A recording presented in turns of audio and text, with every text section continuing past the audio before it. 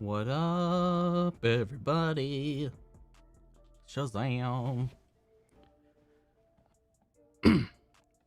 How is everybody's weekend going so far?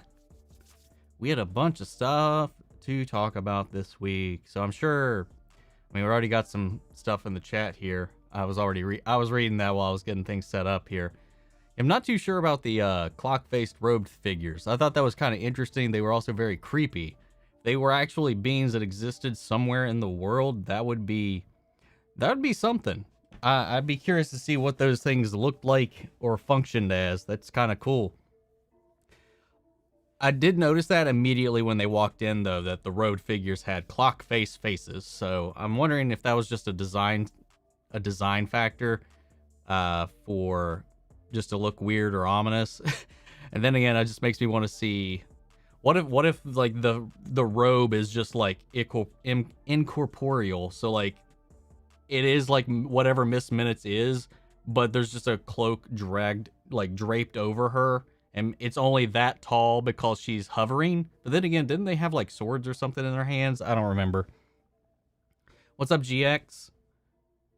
What's up, Superbad? I very much enjoyed the Loki season finale, unlike some people. Yeah, I've seen some people just like didn't like it. Like, I get it not being action packed or anything like that or feeling conclusive, but I loved it. I had a lot of fun with it. And then there was I saw a lot of people being like, when they announced that the director showrunner isn't coming back, because they got other projects, not because they didn't want to. They said they want to work with Marvel again, but they already had other things scheduled, so they're just not going to return because of conflicts and stuff like that, other things they already had planned to do. Their intention was only to do this first season. So, but the writers are all staying. But I saw a lot of people were like, well, if they're getting rid of the showrunner, they better get new writers. And I was like, I don't understand what everybody's problem is with the writers. I've seen a lot of people like really upset about the so-called self-cessed. And I was just like, people, Jesus. People can be offended or weirded out by the simplest of things sometimes. What's up, Susan? Have you heard about the Council of Kangs from the comics? That would be cool in season 2. I have. I've been watching a lot of videos about Kang, the Marvel universe, the TVA, stuff like that. Just kind of fill in a lot of my knowledge gaps over the past few weeks. So yeah, I'm aware of the Council of Kangs, and we may get that, but it also kind of seems like the Council of the Kangs might have been something that already existed before Kang the Conqueror showed up. Like, the Council of Kangs could have been, depends on how the MCU wants to go with it. They could have already done it in the past, because He Who Remains, Immortus, whatever you want to call him, talks about how they had all come together to share their technology, share their wealth, and all that stuff with each other. That could be the Marvel's version of the Council of Kangs, and then he had to destroy it. Or we might see that down the line with his variants without him being able to stop them from interacting. Either way, I think it's going to be pretty interesting to see how they go about it. They showed the statues in the Miss Minutes, so maybe. I got a new hot dog at the Space Jam movie to avenge the fallen one at the Black Widow premiere. Awesome, Stixie. I felt like when you mentioned that last week? I don't remember. Black Widow came out last weekend, right? I think so. I don't remember. Time is a blur to me. But, yeah, I remember you saying, like, as soon as you sat down or something like that, you dropped it in the floor and didn't get to eat it. And that would just make me so sad. What's up, Mandy? I'm doing all right. Got me some disgusting ass wine here to drink, but I gotta finish this bottle at some point. I figured I wouldn't use my usual local brew and finish up some of the stuff that I've been kind of like putting off. Am I going to do a reaction to Space Jam 2? No. I'm going to put up, I got a review that's uploading right now. I don't know if it's my internet or YouTube being weird. It is storming, or it was storming pretty bad, so I don't know if that's affecting my internet at all. But I who knows? It when I started the upload, it was about 45 minutes ago, and it's only like a 10-minute video, so it shouldn't take that long to upload, but it said it was going to take an hour. It is still uploading at this minute. So I've got my review coming, but if something is in theaters, I'm personally not going to review it or not going to react to it, because I want people to either go to the theaters and support the movie or anything like that, because you got a lot of people that'll just watch a reaction rather than support the movie, even though it should be the other way around. I don't know. I just feel weird about putting out a reaction for something that is actively trying to get people to go pay for it, you know?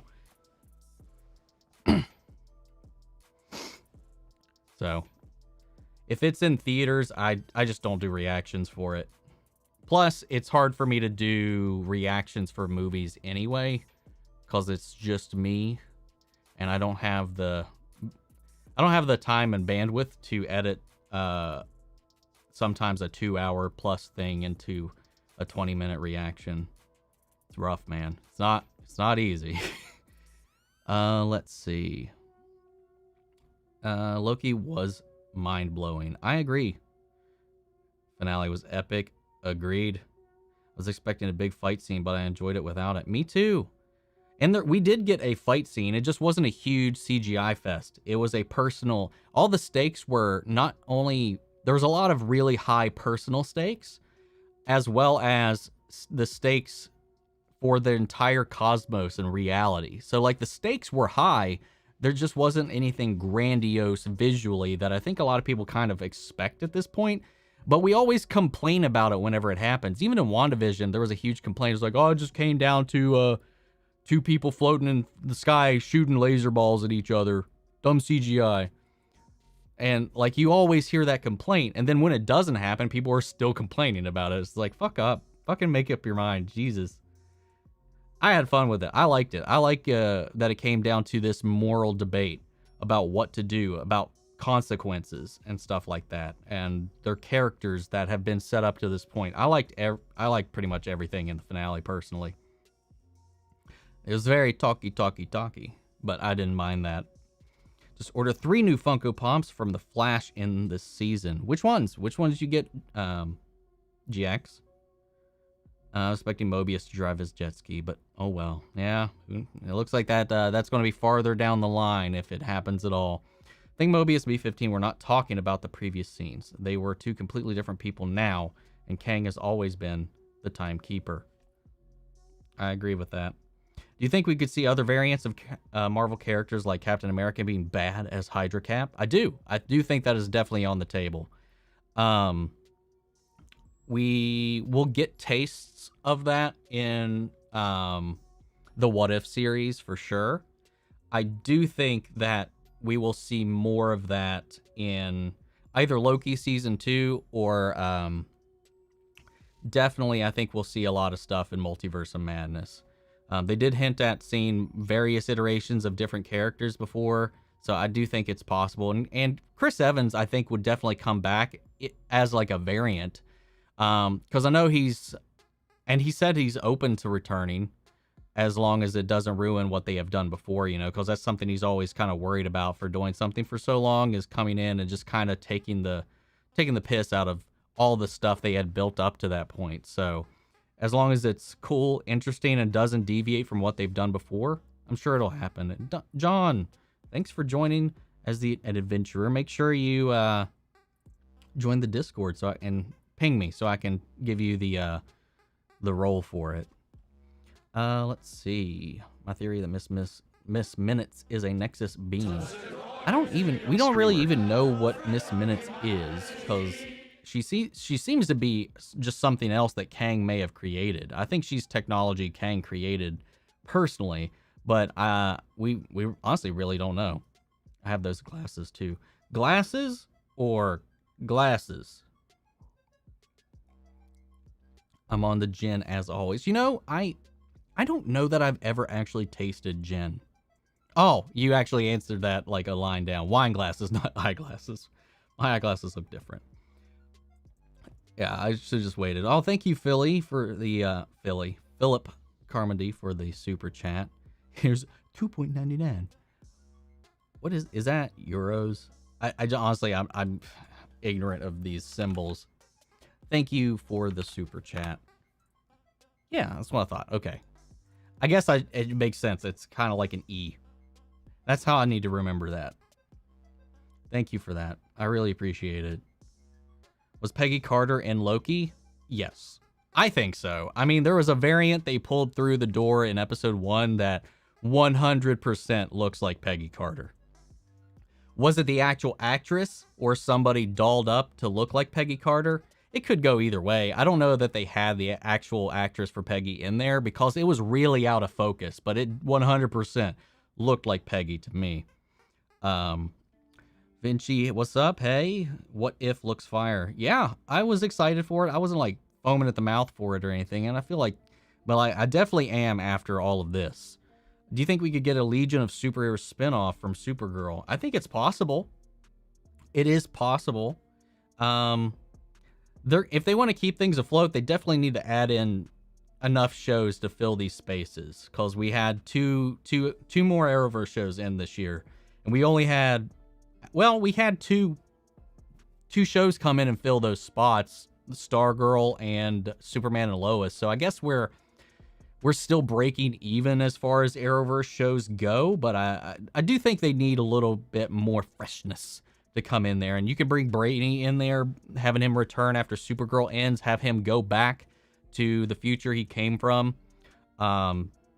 If Chris Wood is up for it, you can bring Mon-El in for that whole shtick. But you never know. I think it'd be interesting, but right now I feel like the CW is struggling with getting a new shows greenlit. Greetings from the undead. What's up, Panel? Why are you undead? Marvel intro in the finale was really cool too. It threw me off. And like that was the first time I included, I think, at least with Loki, the Marvel fanfare into it, because it was like I was really like thrown off by like what this is new. This is different. What, there's a reason this is happening. And then you had that whole intro bit. Yeah, there's never a way to make everybody happy. Yeah, and it's just funny because like even when they get what they want or what they've been complaining about up to this point, it's still not good enough. What do you think the files that Renslayer got from Miss Minutes, and where do you think she went? Well, I made a video talking about my speculations on that, as well as covering Cosmic Wonders breakdown of it. I think it's pretty clear she went to go find Kang, or a Kang. She's going after he who has free will, the only person in the world that has free will. She said she's after free will, and as she stated in that conversation with Mobius, there's only one person that has that, and it's the person that started the TVA. I think the information that Kang gave to her through Miss Minutes is information on his past, maybe where to find him, and she's either going to find the original Immortus or another Immortus, or she's going to stumble on the version of him that now rules the TVA, Kang the Conqueror. So that's where I think it's going to go. So I'm really looking forward to that. As in an interview with her, she says that she's looking for revenge for what was done.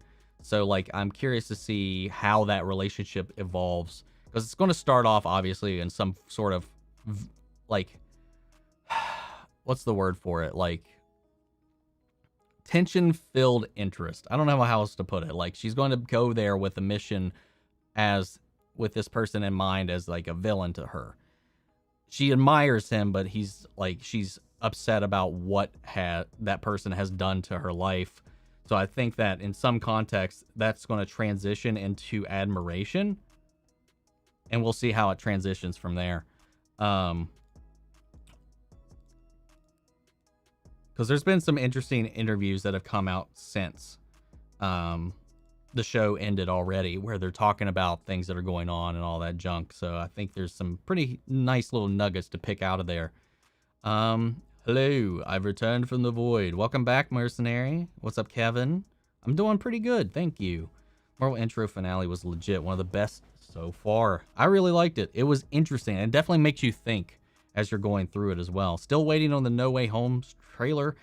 Yeah, still no idea when that's going to drop at this point, but I want to see that damn trailer. Come on, Marvel. think the finale of Loki was very okay. I liked it at the beginning as a very Doctor Who and Marvel series. This, along with the previous series, are mini series that the mouse just marketed as series. What? I don't know what you meant by that last bit. I thought it was wonderful, and it was more Doctor Who than Doctor Who has been in a really long time. Because they said that not all of them are going to be limited series. That was confirmed long before.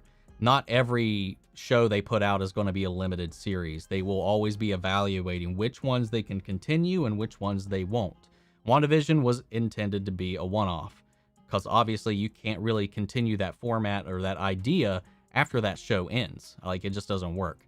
Falcon and the Winter Soldier, obviously they're following up in another movie, and they still said it's up in the air as for whether or not they're going to do a second season. But Loki, the way it's set up, the way what it's about, it's definitely opens the door for it to continue onward. Let's see. Hope you're having a great day. It's been pretty decent so far. Decent. Then again, I've only been awake for the last 4 hours, so it's not too big. Not too much of a day yet. Favorite Arrowverse season? Show? Okay, if you mean season out of everything in the Arrowverse, favorite season.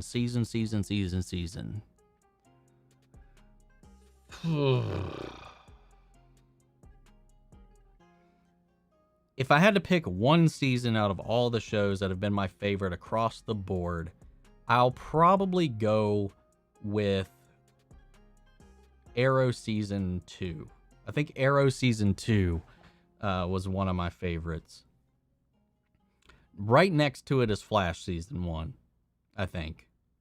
Also, the finale of Arrow, because from all the callbacks, all the references to each season, like how they kind of paid homage to everything that had come before, I thought was also really brilliant. The only thing is, like, it's just so short. There's a lot of great moments. Like, it really pays tribute to the show as a whole and the universe it created. Then you have that one episode that leads to nowhere because they didn't greenlight the pilot that it was setting up. It was almost a waste of an episode, so you do have that.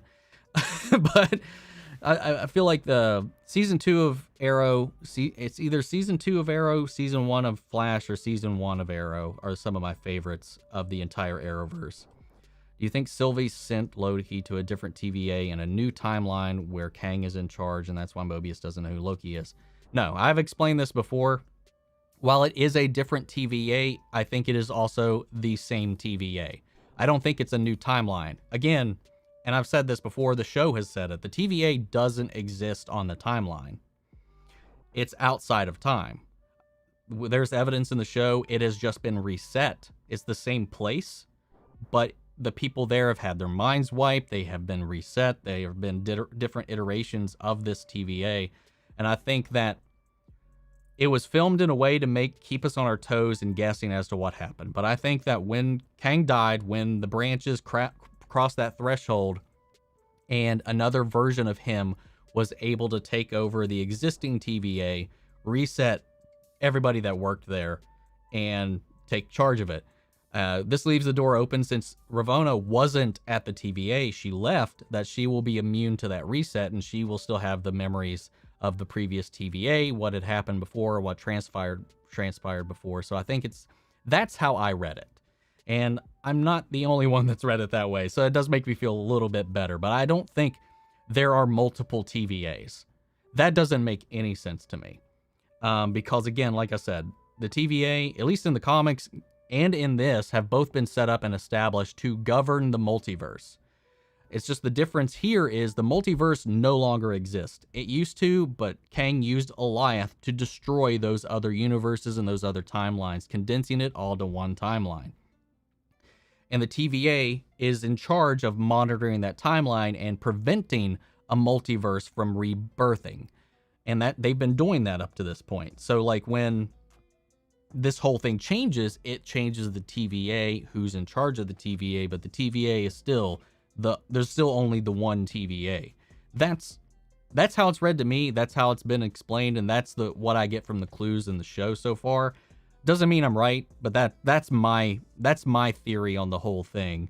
I go into that a little bit more in the new Rockstars video I did and the Cosmic Wonder video I did yesterday.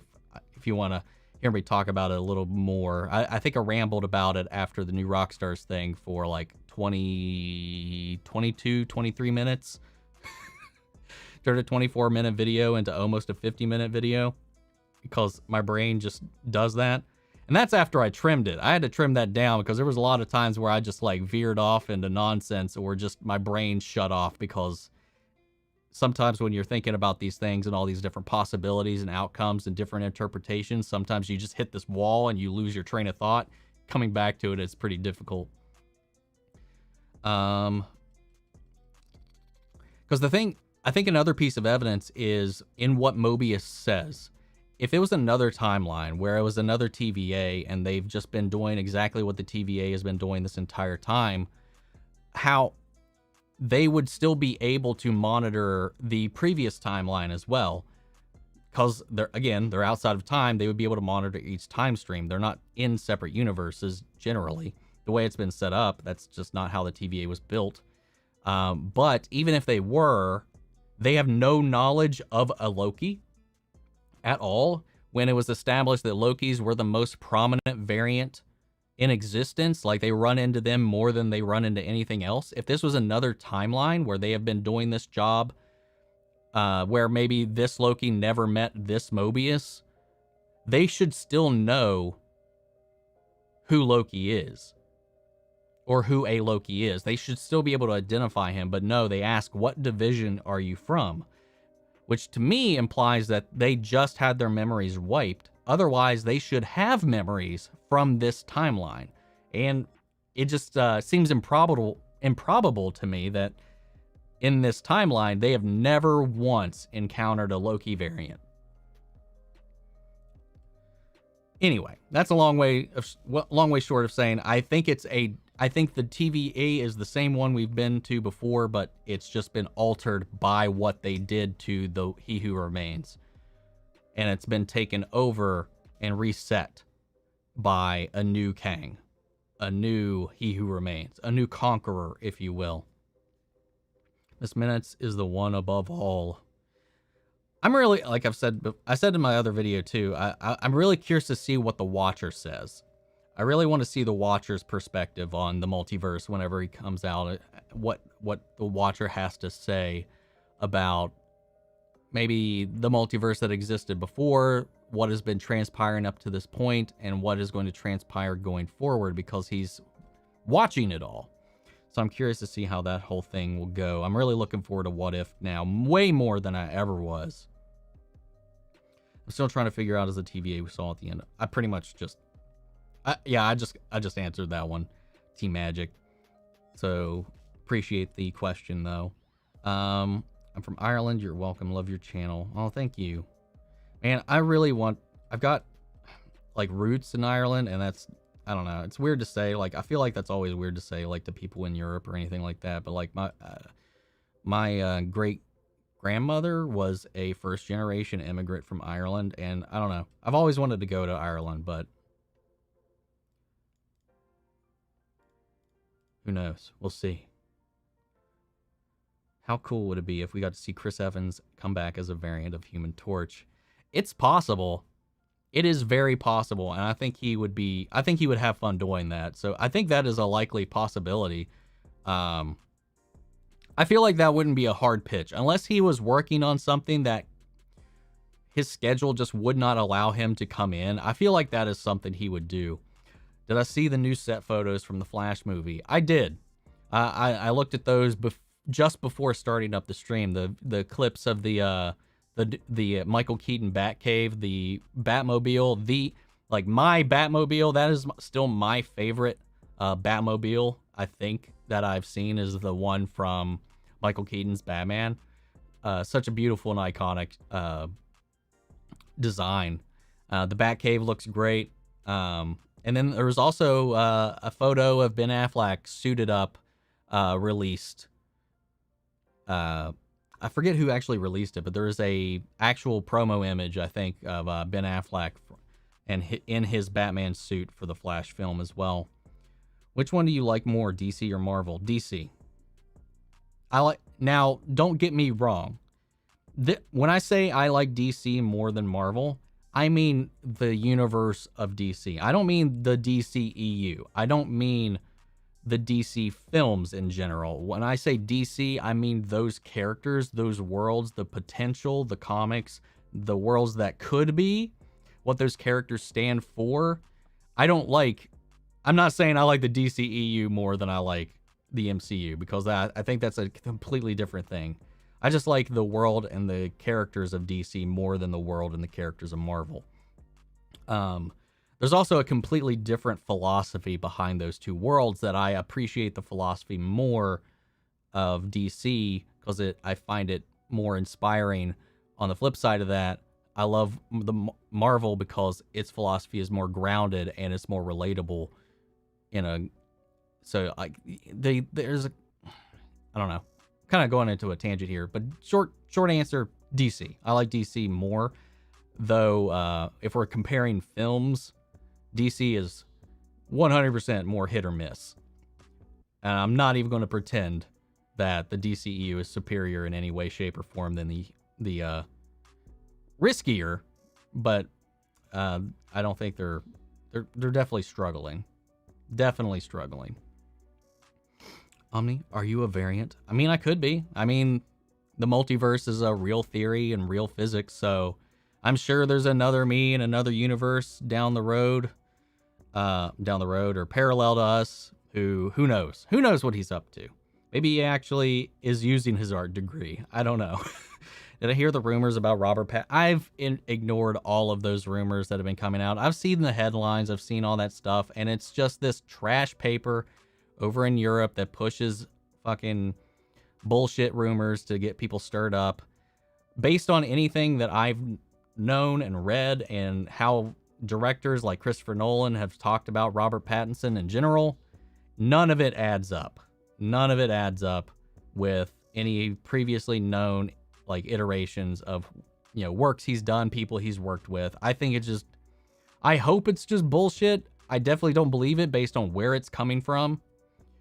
But if it is true, that's shitty. But I don't know. I don't buy into it. I just ignore all of those. I just think it's people trying to get clicks because it's the same.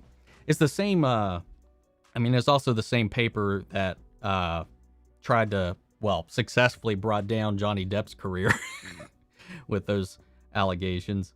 But who knows? TV is the same. Rewritten. I'd love to see an Impulse and Excess HBO Max show. I doubt that would happen, but I would like to see a show set in the future scape of the Arrowverse. Do I think one of the branch timelines that we saw in the Loki finale could be the Marvel Netflix shows? 100%. Marvel, they've acquired so many new properties and they've got so many of their IPs back, and we know for a fact the Sam Raimi stuff is in there. The Sam Raimi stuff is in there. That's confirmed. That is 100% confirmed officially that's in there. So with all these branches, there's no reason, aside from Kevin Feige being an asshole, which I don't think will be the case at all. There's no reason Agents of S.H.I.E.L.D. doesn't exist on one of those timelines. The Netflix shows doesn't exist in one of those timelines. That the Fox X-Men stuff doesn't exist on one of those timelines. We know the Sam Raimi stuff does, so there's just no reason the other stuff doesn't. I think that just opens the door for all of those to be in there. So I'm looking forward to that. Now, they won't be canon to the main timeline, but I do think that they would be their own variant universes. There's no other Kang variants. He lied about that. It's actually always the same, but he appears always different in other timelines depending on his goal. So kind of like he alters his appearance and his persona whenever he visits another timeline to disguise himself. That's an interesting idea. That's an interesting concept. But I do think that he legitimately meant there are other Kangs, because it was the Kangs that started the war and that ended the war. So I think he was telling the truth about that. But without him, there's always a possibility that another one of them would resurface and be able to overpower the others, and who knows what'll happen from there. What's going on? Yeah, I lost track here. Man, I've rambled so much that it's there's a lot of the chat. I'm a little behind on the chat, guys. So that's usually the case for me, because whenever I read a question, I sometimes go into a tangent. So I will catch up. I will read your stuff. What would I rate all of the seasons of The Flash so far? I don't have time to go into that. I could probably I can rank them right now, but I don't know that I could like rate them. But I would, number one is, I think season 1 is my number 1. Season 2 is my number 2. Season 3 is my number 3. Season 4 actually is my number 4. Season 6 is my number 5. Season 7 is my number 6. And the one dead last, I think, is season 5. I really did not like season 5 at all. Season 6 and season 5, I think, could be a little interchangeable. I would I'd put season 7 a little bit higher. Just got the video notification. Yeah, my my Space Jam review just popped up. Just finally finished uploading a little bit ago. Like George's response to my response. Nice. Oh, that's okay. You were responding. Okay. What other Marvel villains or anti-heroes that have yet to be introduced do you hope they are brought into the MCU? I'd really like to see. I want to see a good Gambit. I would love to see Gambit in there, and while he's mostly associated with the X-Men, he's always kind of been out for himself, so I've never really 100%. He's more of like a Han Solo, who I don't necessarily qualify or quantify as a hero. He's more of a gray area. I would love to see a cool Gambit brought to life. And while I like Channing Tatum, I've never been 100% on board for him playing Gambit as much as he has been and Sony was before, or not Sony, but Fox. So I don't know about that, but I would like to see a Gambit introduced. I'd like to see, I'm really excited that we're getting Kraven, though, again, I'm a little apprehensive of it being Aaron Taylor Johnson, but I'll go with it. I'll roll with it, because I try not to judge on, after the Joker with Heath Ledger, I've tried not to judge people based on their casting alone and just base it on the performance they give when it comes out. But I'm really looking forward to Kraven coming into the MCU or Spider-Verse, whatever they're doing, because right now that's kind of confusing. But I think we'll get those answers in No Way Home for sure. As far as that, I'm willing to bet on that. But I'm going to go with Gambit and Kraven, because Kraven's a really cool character. I'd really like to see him in there. Villain-wise, Dr. freaking Doom. Please. Eventually, we need a damn good Doom. Actress played Leah Nelson for The Flash season 5 was top-notch casting. Played Leah Nelson. Honestly, I don't remember who that is, to be honest. They should have not got rid of her that way. I don't know everybody's name when they're on Arrow, so I'm curious who that was. Oh, that was the best friend of Nora's that Godspeed axed. Yeah, I'm not familiar with her and anything else, so like I've got no personal attachment to her character or that actress, so I don't care. But if you do, I definitely respect that, and I'm sorry that they went down that way for you. I feel like I'm the only one that's watched Manifest. Yeah, I don't even know what that is, to be honest. She's the Flash of Earth 9 in the comics. Really? Did not know that.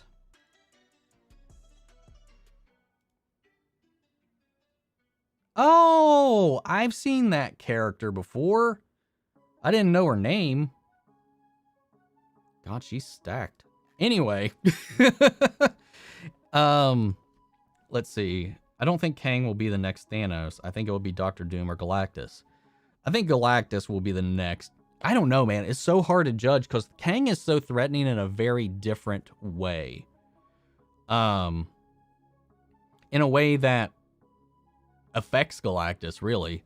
So I'm curious. I don't know.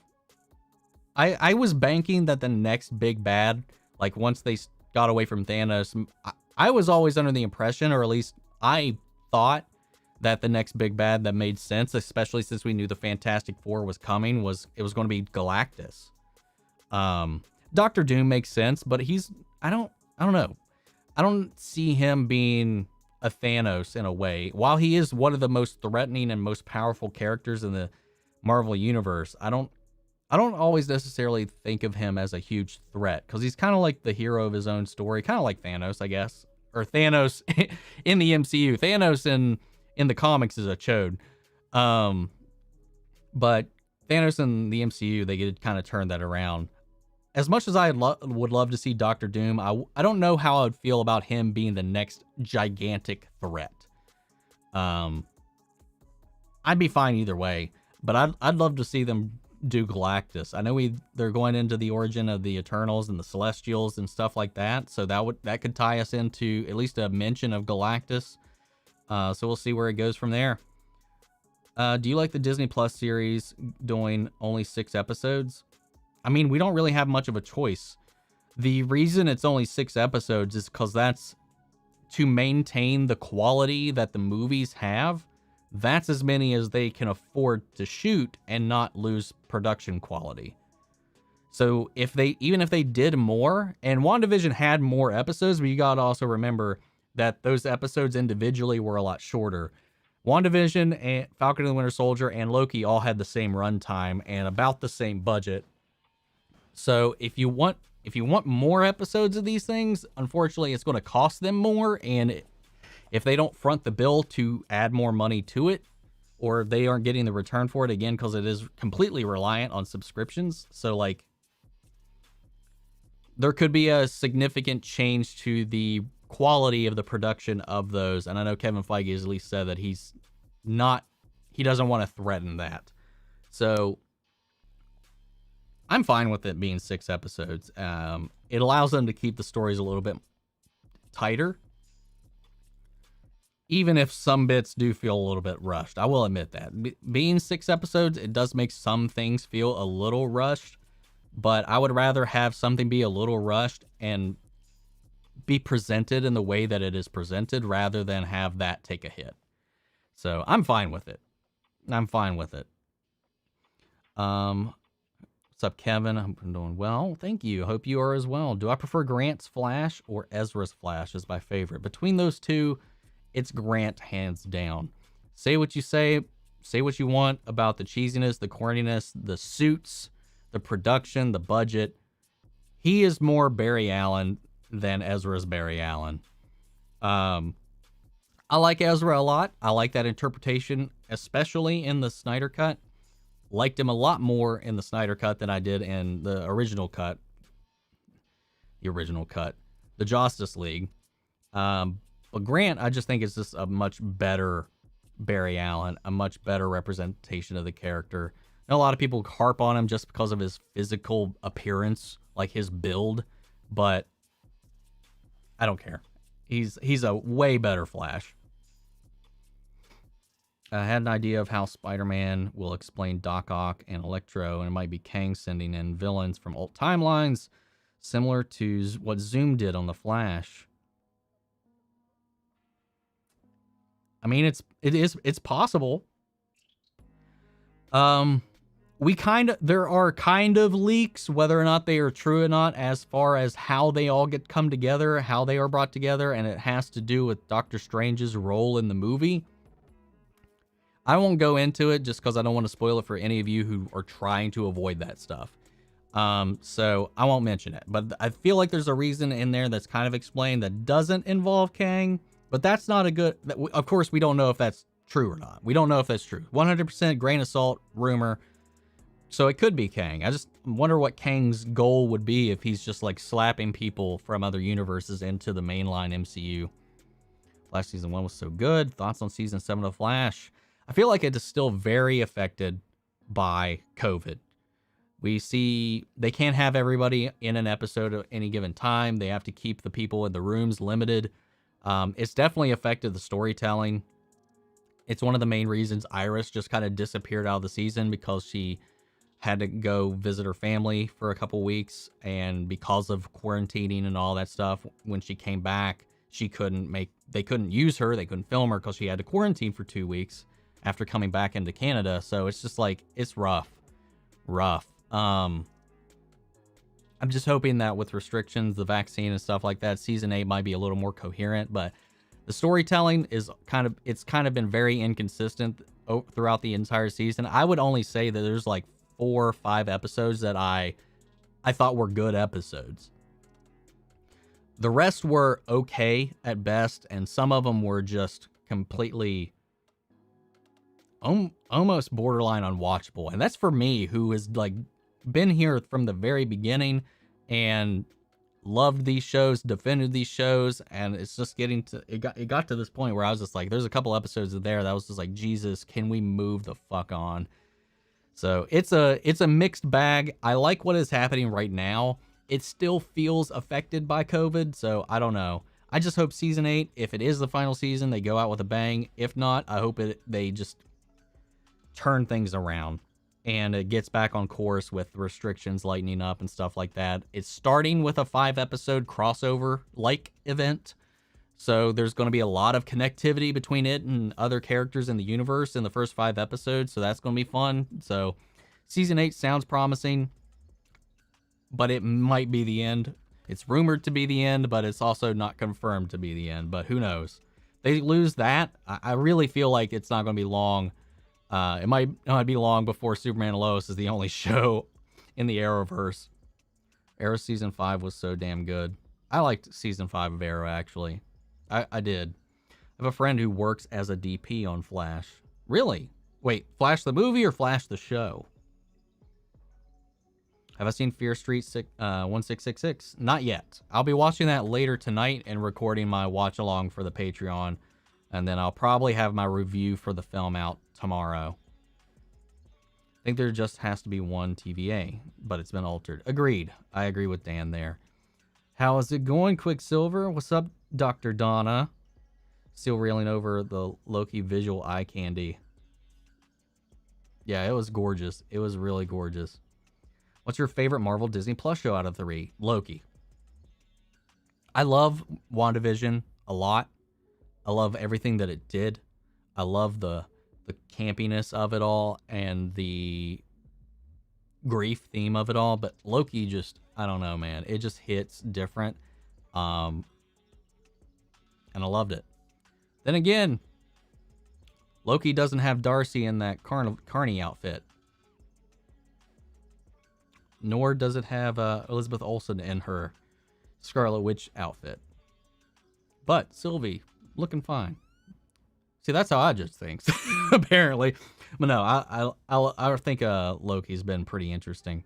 After all, they're in null time, no branching. Exactly. That's what it's called. I forgot what the Marvel term for where the TVA is.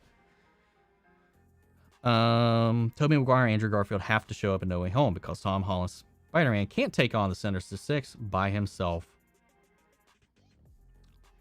Yeah, unless it's multiple Tom Holland Spider-Men. Because there's so many Tom Holland suits that they've had leaked. And they're each crazier than the last one. Unless those suits aren't all Tom Holland. We'll see. We'll see. Man, I try not to get into it too much, but Jesus. I can't wait for that movie. That's all I gotta say. Spider-Man is hands down my favorite superhero in Marvel. And I am really looking forward to that movie. Regardless of what happens, even if Andrew Garfield and Tobey Maguire aren't in it, it's not going to ruin my enjoyment of the movie. As long as the story is good, of course. But I'm going to look forward to it regardless. I'm excited. Really excited for that. I think the TVI is inside the quantum realm. I think we'll visit the Quantum City and Ant-Man, Wasp, Quantumanium. Yeah, it's a good question. We don't know. We don't really know much about the quantum realm. We know Kang's going to be in there. We've seen Chronopolis in there. The quantum realm could be where Kang the Conqueror is hiding. Or that very well could end up being where they put the TVA in the MCU. Who knows? Who knows, man? If DC and Marvel ever do a movie together, how do you think they would ever be able to explain it through the multiverse? Because DC has said Marvel heroes like Aquaman, Spider-Man, and, you know, they've done the same thing in Marvel too, references to the other. So, like, I feel like in comics, there is also an omniverse. There are multiverses on top of multiverses. So it is possible for those to branch out. It's just however they want to explain it. They've done it before. They've had a crossover comic before called an amalgamation. So they could flex it in that way or another if they ever wanted to, as unlikely as that would be. But it's possible. What's up, Katie Klein? Love your reactions. Greets from Germany. Well, thank you. Shout out to Germany. I got family that lives in Germany. Got 3 stepsisters that live. 4 stepsisters and a stepbrother that all live in Germany. I have never been. That's another place that I would love to go. I definitely. The only thing they've ever taught me is German swears, though. So, because last time I saw them, it's been a long time. And at the time, that was all my pea-brain mind was interested in. You think that's why there was ring things on her desk? Maybe Mobius got reset before and doesn't remember. That's what I think that meant, because they kept focusing on it. Almost every time Mobius was in there was always some acknowledgement to those past rings. And I think there's a reason. And we didn't learn what that reason was. They didn't show us another Mobius. They didn't show us anything like that. It's like her other agent brought her this stuff. I think that other agent was Mobius himself, the version of him before he got reset. I don't think it was a variant Mobius. I think it was that Mobius, but his memory had been reset. Maybe because in a previous iteration of the TVA, he also learned too much. Who knows? I don't know. But I at this point, I think there's a reason behind that.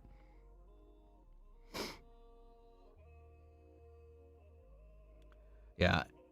I think I'll second what Superbad said here about Marvel and DC probably never doing a team up. I don't think it'll happen in movie, maybe in animation, maybe in the comics again. But with Warner Brothers, as long as Warner Brothers owns DC, I don't see them ever playing ball with anybody else. Warner Brothers is on my shit list for a long time until they prove otherwise with their handling of the DC properties. I think Kevin asked that question again, but I'm so slow about Ezra Grant's Flash. I do like both, but I do greatly prefer Grant Gustin's Flash. Can't wait for the What If trailer. Looks so good. Me too, man. Me too. That was crazy to me that they were crazy to me too that they're where they are. They don't recognize him as Loki, as if he never existed. Exactly. I think that's weird. Now after Loki, Marvel's Phase 4 is going to be fun, mixed up mess.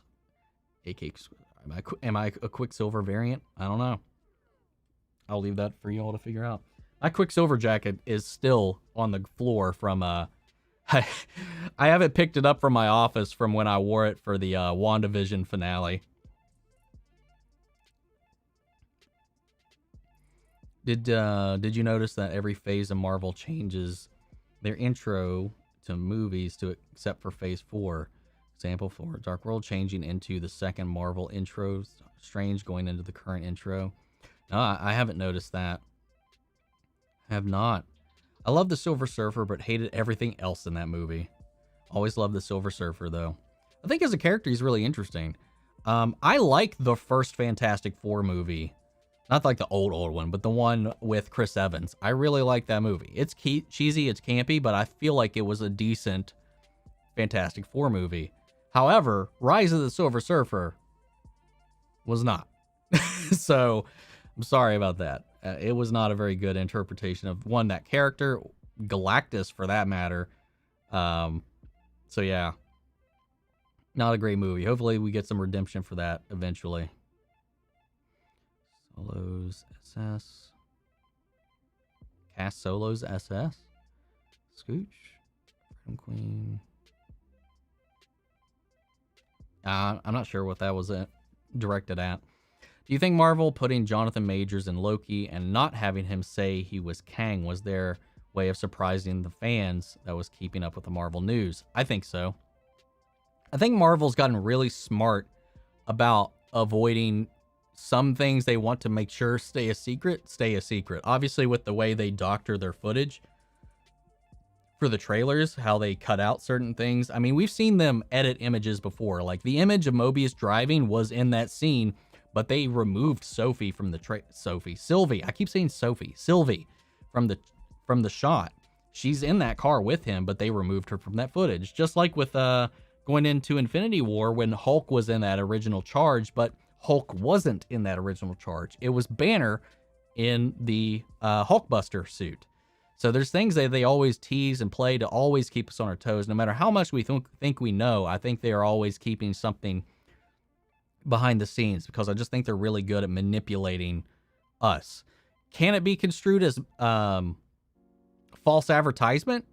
Sure, you can make that argument, but I actually like how cheeky they are about this shit. It keeps us on our toes, and I'd rather go in and be surprised than know everything about a movie going into it. Did I hear that Chris Evans is in talks with Marvel to return in upcoming films? I've heard that rumor. I think I first heard this from New Rockstars and Real Rejects.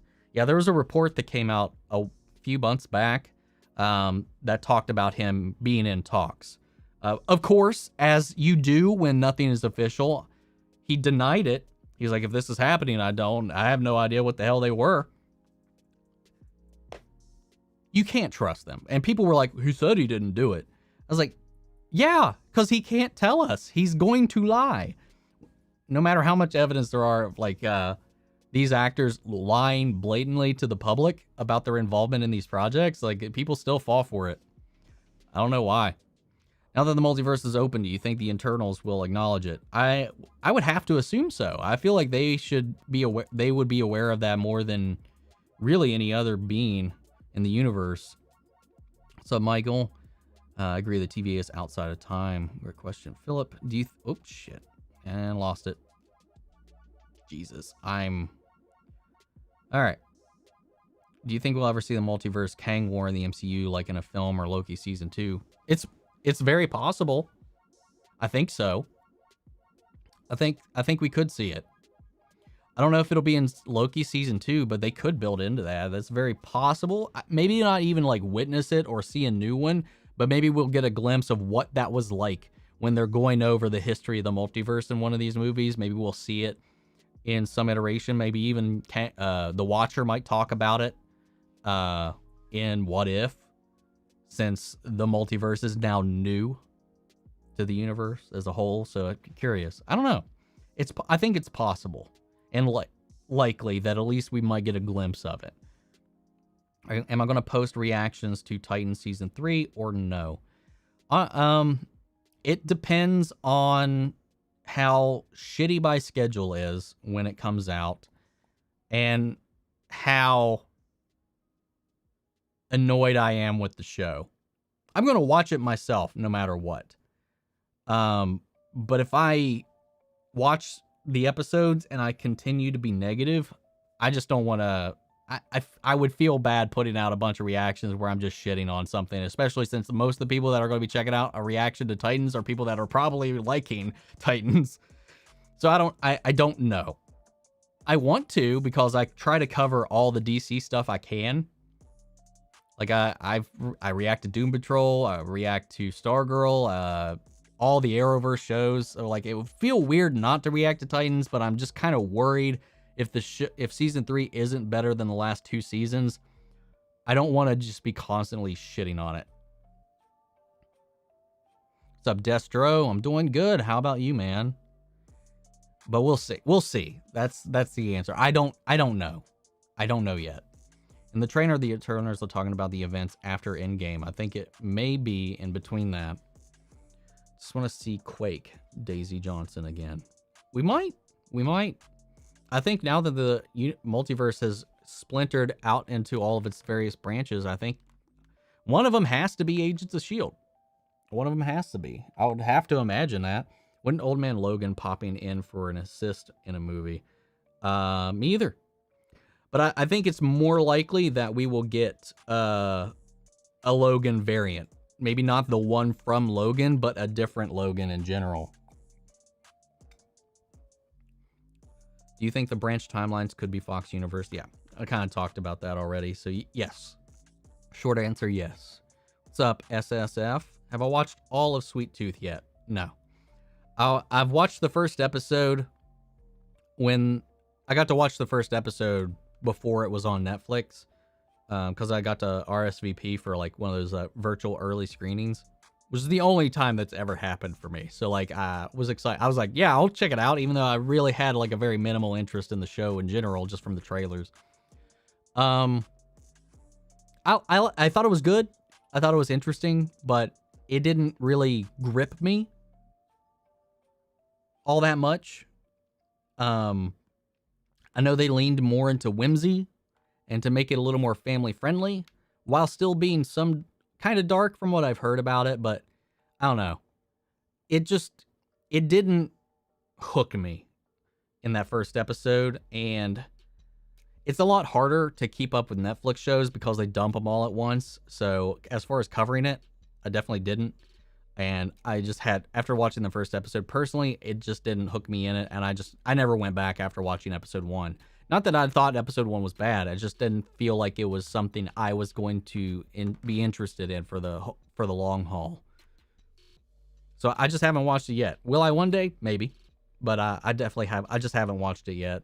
I've heard good things about it, but I just haven't committed to it. We need Rogue training. We need Rogue draining Captain Marvel's powers and Gambit relationship. I mean, she does borderline murder Captain Marvel in the comics, and that's how Rogue gets her flight. So if they go that route, that'd be pretty dark. I feel like a lot of the Brie Larson haters would get a kick out of that, but I don't know if they'll go that route or not. Do I think Tom Hardy's Venom will be part of the MCU? I think maybe in like a passive way, maybe. I don't know. I think it's likely. There's a lot of talk about how Sony and Disney's new relationship works. And Kevin Feige, in an interview like 2 days ago, hinted at some Marvel, to some Venom and Morbius stuff. I think it's possible, but I don't know. I want them to be connected. I want a Venom to be in a world where you have a Peter Parker. I like that dynamic. I like that push and pull that those characters have. And I'll be honest, I still haven't watched Venom. Do you think that apart from Nexus beings, does the power and ability of people and things spread out in our multiverse? Nexus beings like Wanda are the last surviving versions of her. It's a good question. I don't know. It just really depends on how the MCU decides to explain what Nexus beings are, because it could be different from the interpretation in the comics, and it's hard to tell. It's possible she's the only Scarlet Witch in existence, even in the multiverse. In a timeline thing today mentioned that Loki takes place before, like all of the events in Loki take place before WandaVision and Falcon and the Winter Soldier. So the multiverse exists at the point Wanda is at the end of WandaVision, and that's where she can hear Billy and Tommy out in somewhere in existence somewhere. So that's a cool little thread. As to whether or not she's the only Scarlet Witch in the entire multiverse, I don't know, but I feel like it might just be that Scarlet Witches have the power to influence all reality. So who knows? I don't know. It all depends on how they decide to interpret it. Flash season 1 versus Flash, Superman and Lois. I think Flash, because Superman and Lois is repeating itself kind of right now. I mean, you could say that, but it's also a shorter run. The Flash season 1 had, 22, 24 episodes? And a lot of filler. So I feel like you can balance those two out. I personally, while I think objectively speaking, Superman and Lois is better produced, better structured, better written. It is definitely better written and better acted. I think it's better on a production standpoint and on an objective standpoint. But personally, I still enjoy The Flash Season 1 more. And I always rank things based on how much I enjoy something. It doesn't matter if I hate it or think it's poorly made or anything like that. As long as I have a reason to want to watch it again, I think that's when something wins for me and how it gets points. That's why sometimes with certain movies, I'll give you the rating for me as like the fan me and then the objective review me. I don't do that often, but sometimes that's the case. I think Superman is way better made than The Flash Season 1, better written, but I just have such a love for Flash Season 1. It's cheesy, it's goofy, the animation doesn't always hold up. Definitely doesn't always hold up, but there's so many great moments in it. I want to see Deadpool in the MCU. He's kind of already been in there with that little reaction with Corgi did. If you haven't seen that, check that out. It's over on Ryan Reynolds' channel. I did a reaction to it here as well. What do you think about Christian Bale playing Gore the God's Butcher? I hope he doesn't try to do a Batman voice for him. I'm sure there's going to be some kind of alteration to his voice, but I feel like I doubt it will be him doing the voice. It'll probably be audio engineering that'll kind of give us the final product as far as his voice goes. But I'm excited. I like Christian Bale. Even the fact that he loses his cool all the time, but whatever. Apparently not as many times as Tom Cruise here as of late. What DC live action universes do you love more, Arrowverse or the DCEU? Arrowverse. Because for me, Arrowverse is better, one, simply because of Berlanti had virtually no one supporting him. Yeah, man, I'm always for the underdog, and I think the Arrowverse, while it is kind of in shambles now, I think it was, out of everything DC had going for it at the time, it's the most consistent thing they've had. While their films since The Dark Knight have been very hit or miss, both with the box office and with critical reception, even within the fan bases, it's always been divided. But I feel like one thing that I feel like has always just kind of been trudging on its own, whether you like it or you're not, has been the Arrowverse. And there are a lot of people just dislike it for its success, that it gets any kind of recognition despite its lower budget, its corny storylines and stuff like that. But it feels more like the comics than damn near half of the DCEU ever has. So sorry, not sorry. Even the CW didn't want to make Arrow, apart from the head of WB TV and Johns. No one supported him. Turned his weakness into a strength. 100%. I don't think Agents Shield should have ended. I still have not watched past. I haven't watched past season 3 of Agents of S.H.I.E.L.D., so I've heard it gets really good. I stopped watching after season 3 because I thought it was kind of getting a little boring, personally. So if there's great shit down the line, I didn't make it to it. It'll probably be one of those things I revisit somewhere. Who knows? Maybe when it gets to a point where there's not anything live going on, like live airing shows, it's on my list of stuff that I might go and do reactions for later. Like if we ever want to go and revisit some shows from the past, like I kind of want to do that with Agents of S.H.I.E.L.D. and maybe Smallville or something like that, because I still haven't seen all of Smallville. How would you feel if we got Sam Jackson back as Mace Windu in the Kenobi show or Book of Boba Fett? Book of Boba Fett, I think, might be a little bit of a stretch because that is way in the future. If we saw him in Kenobi, I think that would be cool. Though I would like to see a scene where a surviving Mace confronts Boba Fett, or Boba Fett confronts Mace. Obviously, there's going to be some tension there, considering Mace killed his dad. So I think that would be an interesting dynamic. And I do want and believe that Sam Jackson, Mace Windu, survived and went into hiding, but we'll see. I think it'd be more likely to see him in the Kenobi show than in Book of Boba Fett, just given how much farther into the future Book of Boba Fett is. What do you think the MCU going all cosmic stuff? What do you think of the MCU going all in the cosmic stuff? Oh, all in on the cosmic stuff. For me, it makes the grounded side feel empty. Avengers 3/4.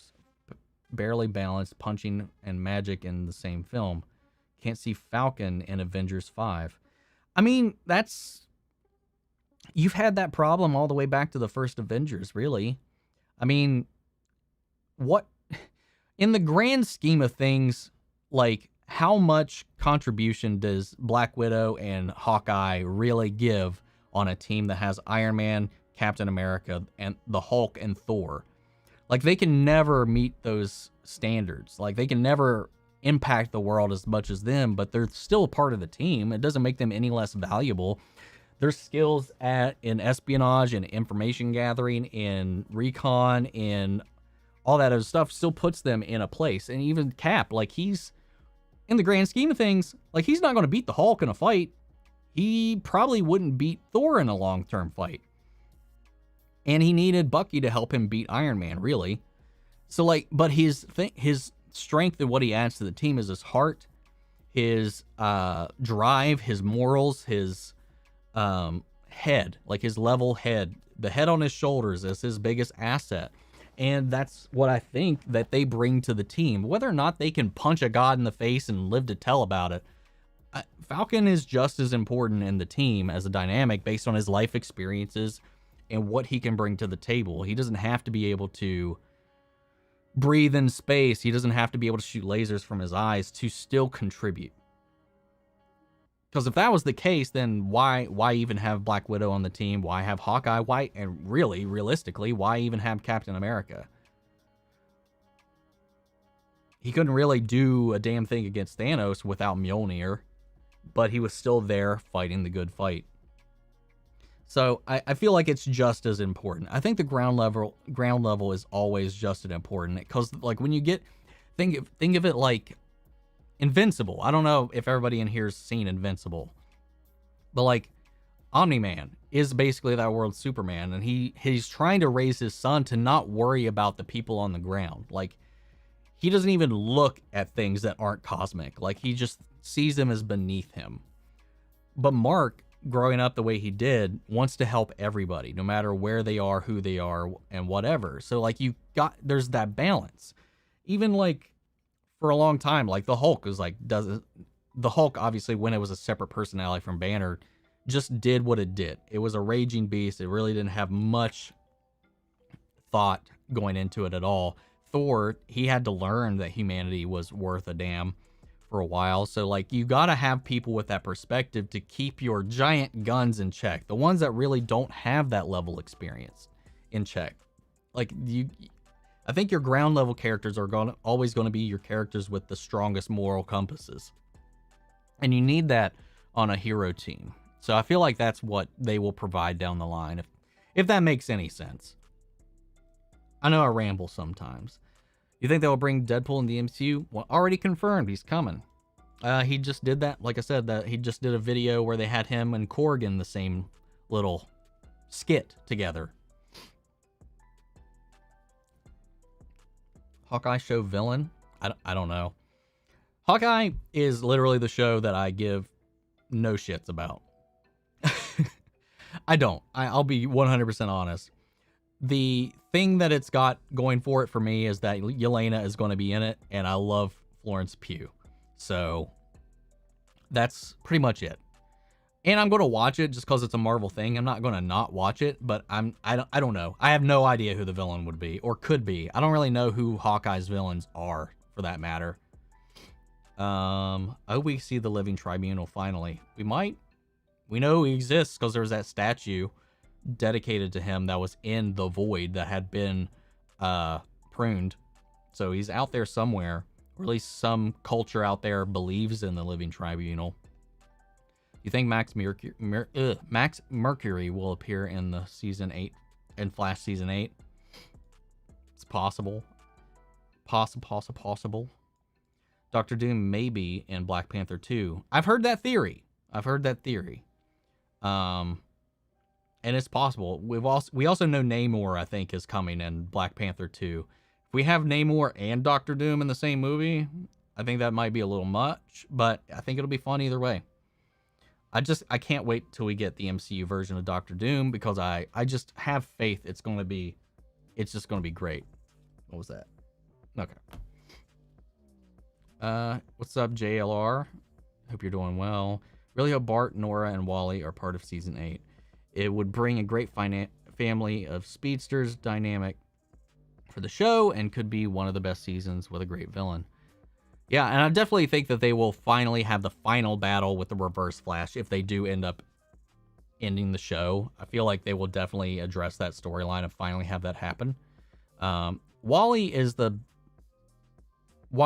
like, I love Keenan Lonsdale. I love the performance he brought to the table. I love how they've written his character, how they brought him to life into it. It's definitely different from the comics, but I have enjoyed what they've done with it.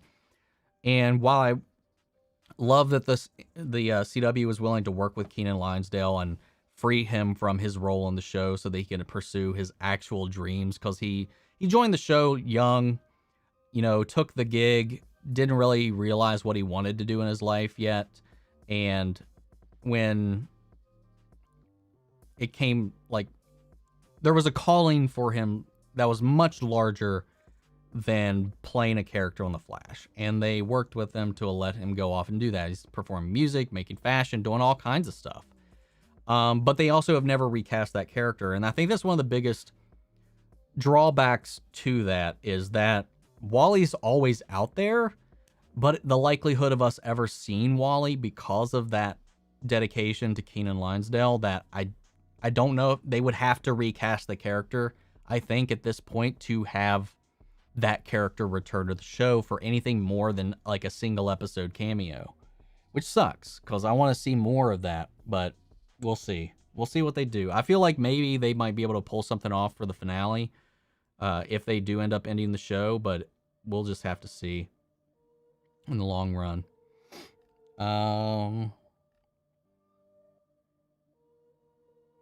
Galactus will be the final boss villain. Maybe. Also, a Superman movie that Welling and producers of Smallville wanted to essentially make. Action Comics 775. What's so funny? Truth about just...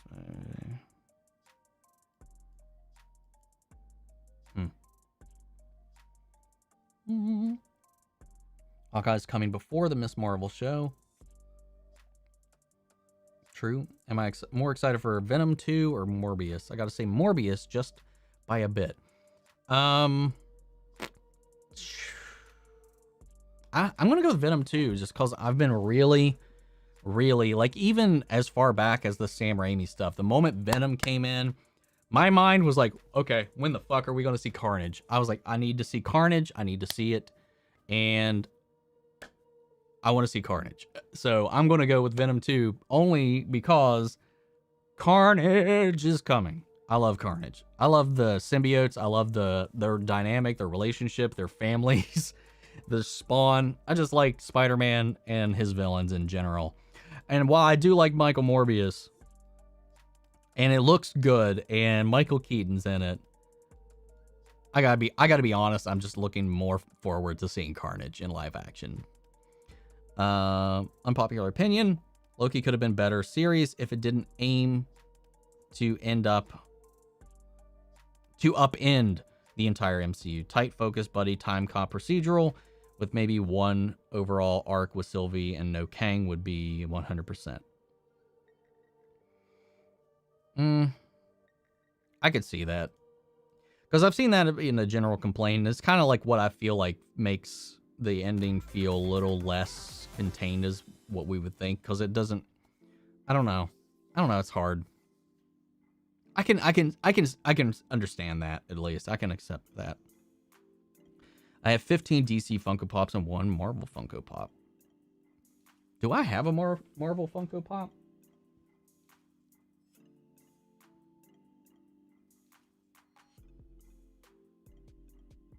I do not. I don't have a single Marvel Funko Pop. But then again, I only have like maybe like 5 DC ones. Hopefully season 8 is just one continual pep talk. Right? Canada graphs with the jokes.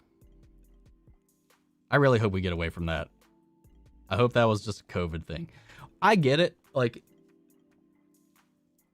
in that video that you sent me, Canada, when you sent that to me in my DMs, that one about the them like deconstructing like the flaws in season 1 of The Flash. Like, how many times could, if he just walked up and knocked somebody out, would it be over? They've addressed that in the show before, and Oliver has addressed it in Elseworlds, and it's just because his goal is always to de-escalate the situation. And I get that. The Flash has always been like that for the most part. And I get it. He has the power to stop any situation in a blink of an eye in any given moment. But what I do respect about the Flash is his goal is always to try to appeal to somebody's heart. And I don't mind that.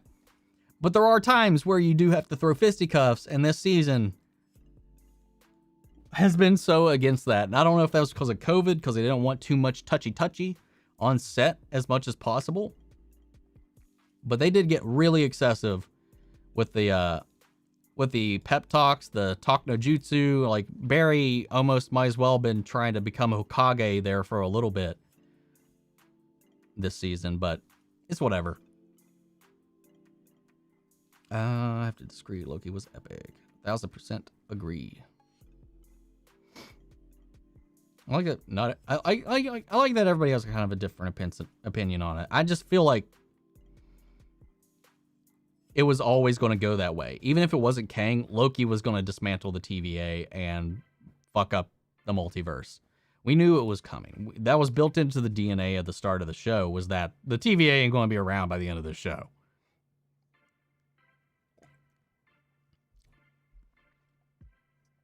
And I don't think you would get a lot of value out of just a procedural show.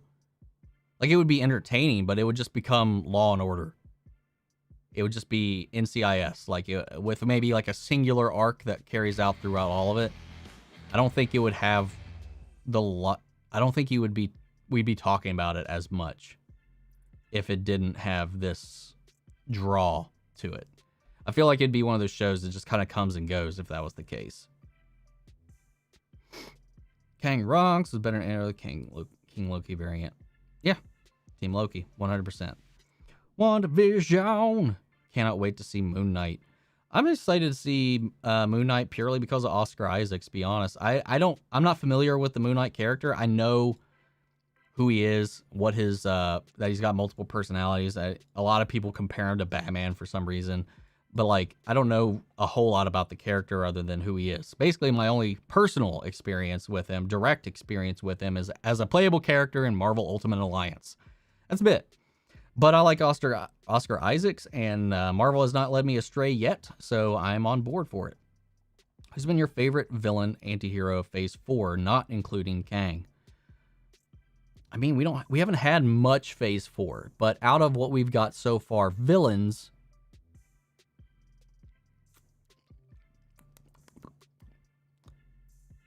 I mean, we've only had one movie and 3 shows.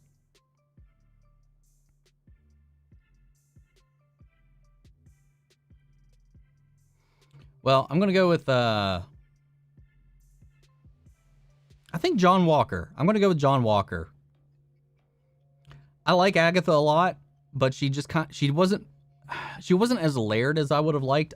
She was entertaining to watch. Catherine Hahn did an amazing job, especially as the nosy neighbor.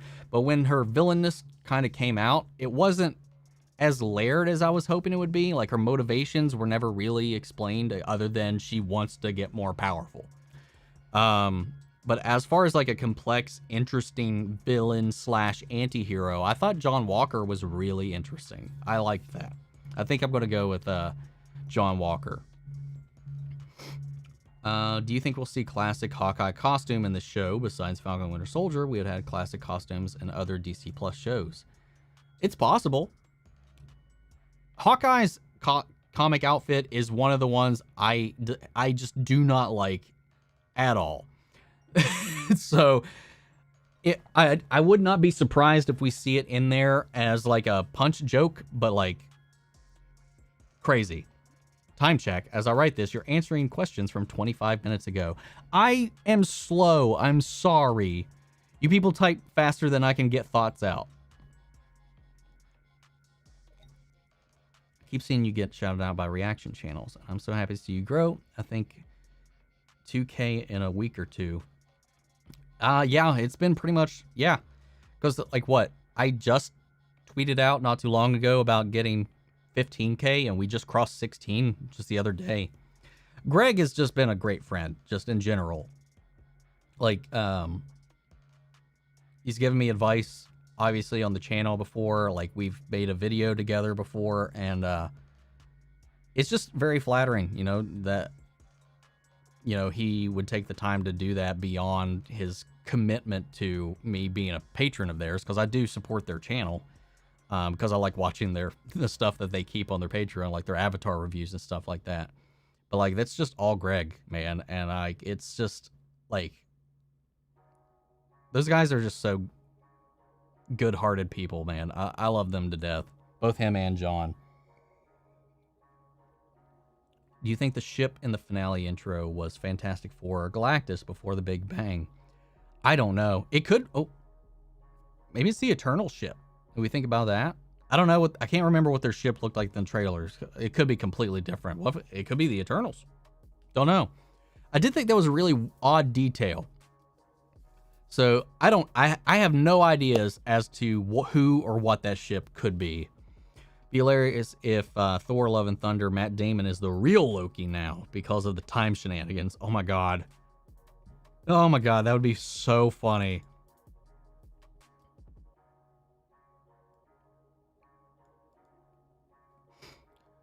We need Ben Affleck and Matt Damon in the MCU, man. That's all I gotta say. They gotta be a duo somewhere in the MCU, man. So it makes sense why Loki had to happen first in order for us to see What If, No Way Home, blah, blah, blah, blah. Yep. It's me too. I agree about Rise. Jesus Christ. I'm just seeing that comment. I agree about Rise of Silver Surfer. It just reminds me how far back I actually am. Jesus. I'm going to try to speed this up. I'm sorry, guys. This multiversal war they are speaking of is probably Secret Wars. It's possible. Have I watched Gotham? I have. I have a review for the finale and the series as a whole on the channel.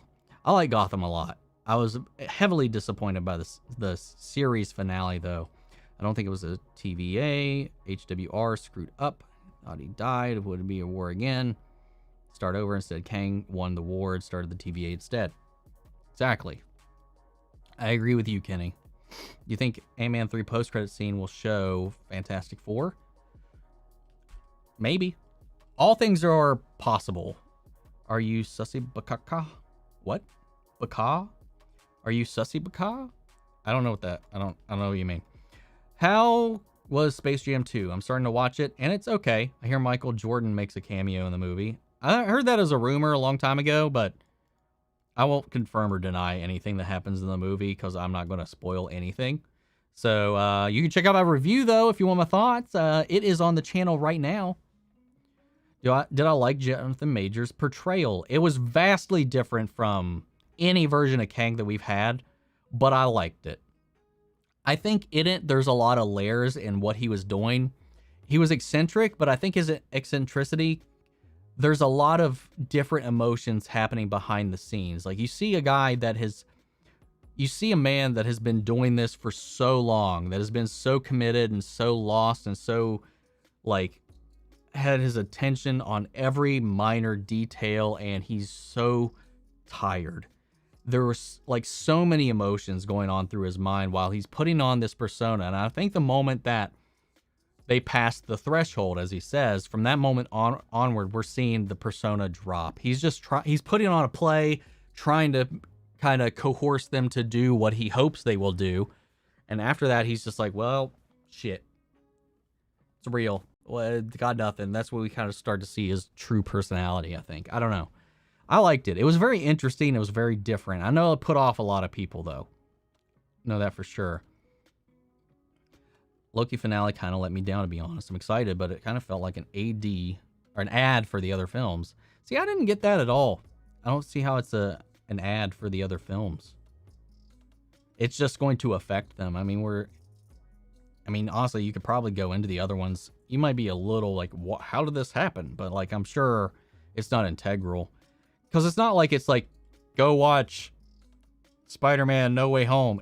If we didn't know as fans, if we weren't keeping up with the news every day, we wouldn't see it as an ad for the other movies or shows. all we would see it as an ad for season 2, which most finales are. There's a lot of finales that end with an open question, with an open end, that don't have a cohesive end. We see a lot of shows that end like that. Breaking Bad is one that comes to mind immediately, and that show was fantastic. Like, you don't always get a tightly neat, closed off ending at the end of a season. And it's honestly all we got at the end of it was just Loki will return in season 2. So, like, I don't know why. I get that from the perspective of us knowing what is coming down the line, but if you're like a general audience member, that's not really what the show's doing. So I think that's kind of part of the problem with us being as fans and being on the internet, being on YouTube and talking about this stuff every week, that we're more in the know than most people are going to be, and that changes our perception of something. So sometimes you have to remove yourself from it as a fan, I think, or from a sweaty fan, which a lot of us are. When Ellie goes after Barton, I can't imagine them staying enemies for long. Clint always becomes the mentor and father figure. How do you think their altercation will unfold? I don't see them killing off Hawkeye, but I feel like Yelena needs to know the truth, because I think she's being manipulated. But then how will that affect her relationship with Valentina? I don't know. I've got a lot of questions. Why does Val even want Clint dead? It's a good question. I really don't know. I can't see her actually blaming Clint if she knew the truth about how Nat died. But maybe she kills him or gets a killing blow on him before she learns the truth, and in his dying moments reveals the truth. Who knows? But Val definitely seemingly wants Clint dead. Loki teaming up with Dolph Lundgren's Punisher, live action Howard the Duck. Let's make it happen. Dude, let's do it, man. Though I have a personal preference for John Bernthal's Punisher, so I'd like to see him more than anything. And if they bring back Howard the Duck in a significant way, that'll be interesting. What's up, Harold? Shout out to the Netherlands. We get an alternate Hugh Jackman fall into the MCU. I think it'll be an alternate Wolverine. It'll have the same history as Fox one, except they never time traveled. I think we'll probably get one. God, I want a good live action Gambit so badly. Yeah, the one in X-Men Wolverine Origins was a little disappointing. How many variants of Howard the Duck are there? Or is Howard a Nexus duck? So many questions. That would be funny. I like that they didn't shy away from that they brought Howard the Duck back. It kind of was just as a meme for a little while, but I think I could see them doing something with him in the future. I think there's supposed to be a Howard the Duck animated show coming out at some point.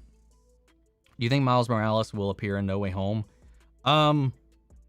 Based on the timeline of the movie, not our Miles Morales. A Miles Morales? It's possible. But I feel like the Miles Morales within the MCU is still too young to really take up the mantle, even though we know he exists right now. I would like to see Miles, but I don't think we will. And if we do, I don't think he'll be anywhere near ready for becoming a Spider-Man. Did you see the article that says Jonathan Majors voiced the 3 timekeepers? I haven't. That doesn't surprise me, though. Did anybody else order the Mobius Funko? I have not. Who would you want to play Ghost Rider in the MCU?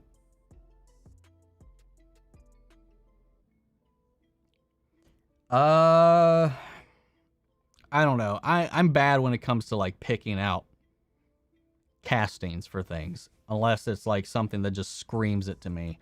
I feel like I could be happy with damn near anybody playing Ghost Rider, because most of the time you're not really there for Johnny Storm. Wait, what's his name? Blaze. Jesus, there's too many Johnnies. You're there for him when he's got a skull mask or a skull head. So you're really not there for the actor in most cases. So it could be anybody for Ghost Rider. I would just like to. I would like to see a good Ghost Rider. As much as I liked Nicolas Cage ish, this wasn't a good portrayal. It was a good movie, but it was entertaining at least.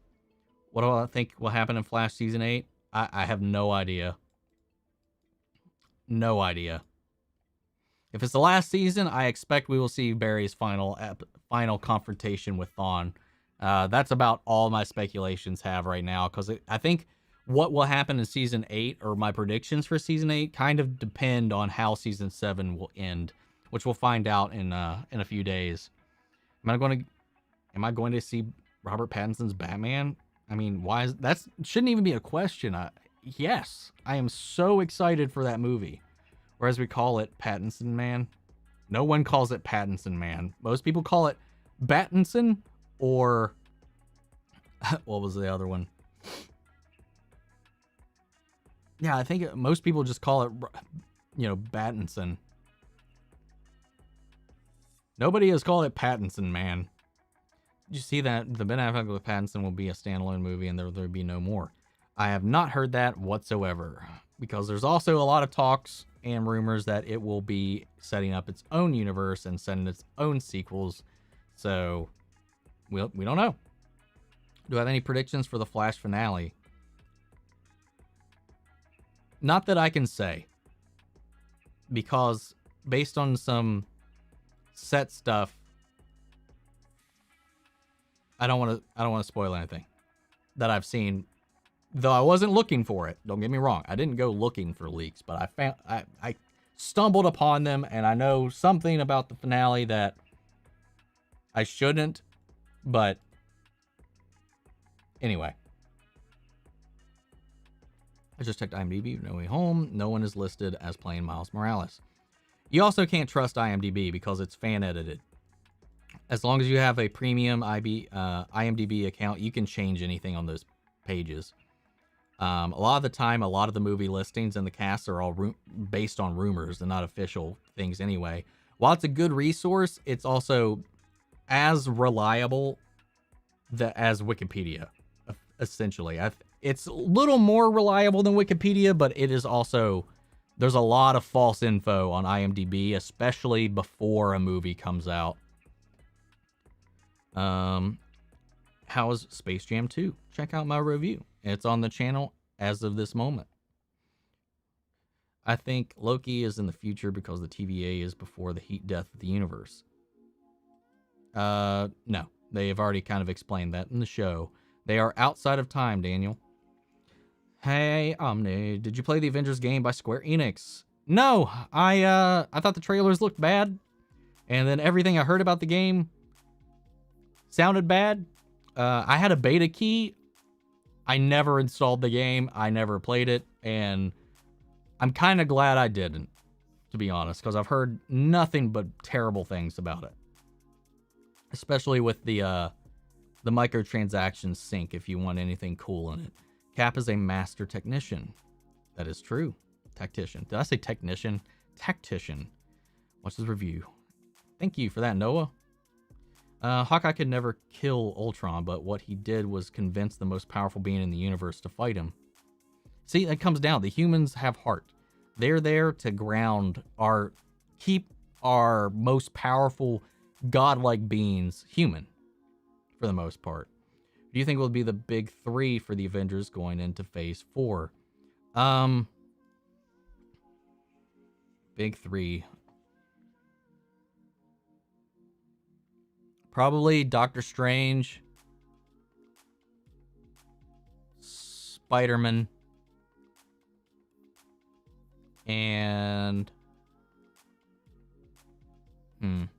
Falcon. I think those will be our big 3. Unless you mean like the big superpowered 3. Then maybe Professor Hulk. Maybe She-Hulk. I don't know.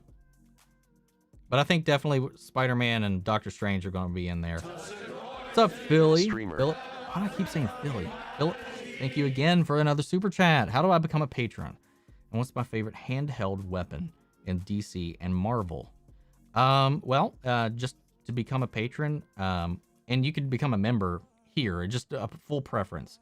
If you want to become a patron, I get that supports the channel more because they take less of a cut from what you put into it. Otherwise, the convenience of having it here on YouTube, you can get the same stuff here by hitting the join button. Except the only difference is if you do the membership here in our live chats, it gives you a nice little badge and some specific emotes that unfortunately I can't link to Patreon at all.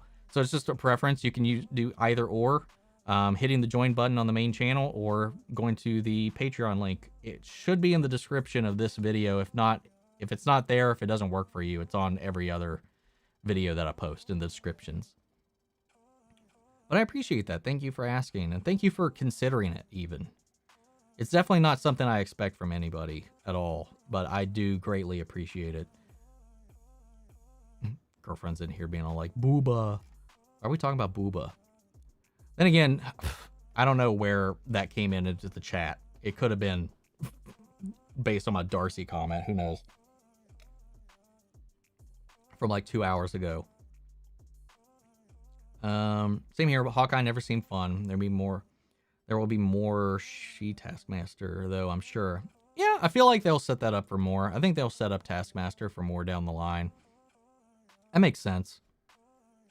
I don't know if we'll see Taskmaster in that, though. Do you think Valentina gets her hands on the Widows? Who knows? That would be dangerous. The Arrowverse's Justice League really kind of fell on its face a bit. Kate is gone. Black Lightning, Supergirl shows are over. Sarah's dead. Do you think we'll see the team again? I think eventually, because Cress Williams, who plays Black Lightning, is in talks to be in the 5-episode crossover for The Flash. These people are still open to coming back. Their characters were never killed off. The Kate thing is the dumbest shit I've ever heard in my life. That whole situation is fucking stupid, and I'm still irritated about it. But yeah, ignoring Kate, Black Lightning, we can see him again. It's very likely we can see him, Lightning, and Thunder again. Supergirl, same thing. Just because the show's ending doesn't mean we won't see Melissa Benoist again in the appearances. And they've done this before. People who have left the shows have always come back every now and then for a guest appearance here and there. It's not out of the question. I do think that they will come back, and I see you're on my side of the fence as far as Sarah's concerned, that Sarah's dead. At least a Sarah will still have a seat on the table. So I do think there's a potential for their Justice League to resurface down the line if they want to, if it survives that long. Because it's not, their shows aren't necessary for them to make an appearance. So I think we could. Do you think Abomination will get recruited by Val and Shang-Chi? Probably. I definitely think that Abomination is going to be on her list of people she's going to recruit. Do you think that Kang's storyline will go all the way to Avengers 5? I don't see why not. I feel like this is a storyline they can have, like,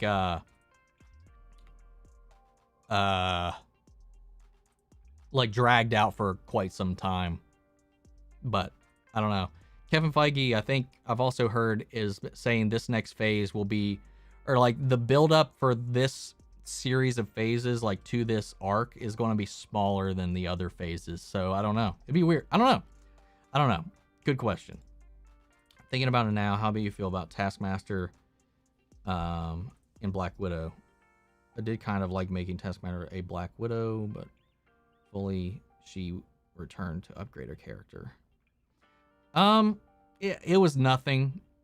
Honestly, you could have not had Taskmaster in the movie, and it wouldn't have changed much. But I do think they set it up for that character to come back and maybe do something a little more impactful. And I apologize, David, for that spoiler, since you haven't seen Black Widow yet. But it's been a week. She's on my little thumbnail. Try to give people a little bit of warning about what we talk about changing out the people on the thumbnail every now and then. So I'm sorry about that. I don't like spoiling things for people, but sorry about that. Would you want Venom to show up in the main MCU? Yes. Or do I think it's better separate? I think it's always best connected. At this point, I want connection. I like connection. I like things feeling like the comics, and the comics have always felt connected. Sometimes, of course, you need an intimate, contained story, but I like knowing that in the world somewhere, these characters are there. It just gives me such a satisfaction. Venom 1 was rough. Venom and Hardy were fun, but everything else felt really one-dimensional. Yeah, I'm going to have to actually sit down and watch it, though, before Venom 2 comes out. You'll never see the team again. They will never, ever have Ruby back. Melissa won't come back. That's two of them. Where have you heard that Melissa won't come back, Canada? I mean, she's working. Her production company just signed like a huge deal with WBTV. And she's got a good relationship with Berlanti and everybody there. I think we will 100% see Melissa back, unless there's some drama behind the scenes I don't know about. But if there was, I don't see why she would continue working with WBTV. But yeah, Ruby will never see back, but Ruby is also not Kate Kane now. We can have Kate Kane back without Ruby. Though with Javicia Leslie being Batwoman now, I feel like she's going to take that spot on the council. Yeah, man. Venom was great in the 90s. Ian Wallace always returned to play Kate, but I doubt the team would return. How do you think Bad Batch will end? They all die. I don't know. I really don't know at this point. Again, I kind of mentioned this in the reaction yesterday that I don't know if it's been confirmed how many seasons the show's supposed to run for. If it's just this season or if it's expected to have another. If they do survive, I would have to imagine they join the rebellion in the end. It wouldn't make whole lot of sense if they just kind of set everything out. But I don't know. I don't think we have enough puzzle pieces to really exactly say. I think they will get Crosshair back on their side. And who knows, maybe they fly off into the star set completely okay at the end with Omega. I kind of have a suspicion we'll see Omega again in Book of Boba Fett. But we'll just have to see. Loki reminds me of the whole Doc Ock and Spider-Man's body thing, when he realized Spider-Man was pulling his punches the whole time after he accidentally punched Scorpion's mouth off. Yeah, man, that's one of the great things about Spider-Man, is like he's always holding back because he's afraid of hurting people that don't have powers. Like, it's an interesting dynamic. Much like Superman. He's always pulling his punches. Always. You gotta think, Spider-Man can easily bench like 50 tons. If he punches a normal person, that person dies. I think Baron Zemo very well could be recruited. Yep. Cyper Rat. I guess it was fun, but Walker had an actual character journey. Exactly. That's why I liked Walker. I found you through a compilation video. I've seen a lot of people come there. It's like for mixed reactions, though. I haven't been on one of those for a while, but and then Gamma Ray, Johnny Odell. I've been finding my videos a lot more places here lately, which is nice because it's giving. I'm not asking for it, but like it's definitely spreading the love. I love that. Thor: Love and Thunder. Matt Damon coming back as Loki would be hilarious. Is it confirmed that Matt Damon's in Love and Thunder? I haven't actually heard that. It's okay, Omni. I've decided you're an Omni variant living in a parallel timeline where it's 25 minutes ago. God damn it. Love Loki season finale, MCU chaos, plus now Loki is in a pickle. Would you want Annihilus in the MCU? I don't know who that is. Listen, guys, I'm a DC guy. If you name a DC character, I have like a 75% chance I think I could know who it is.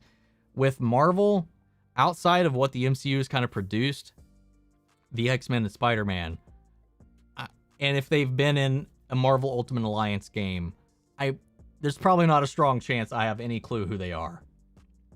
Outside of my own research. Lord of the Negative Zone, Annihilus, the living death that walks.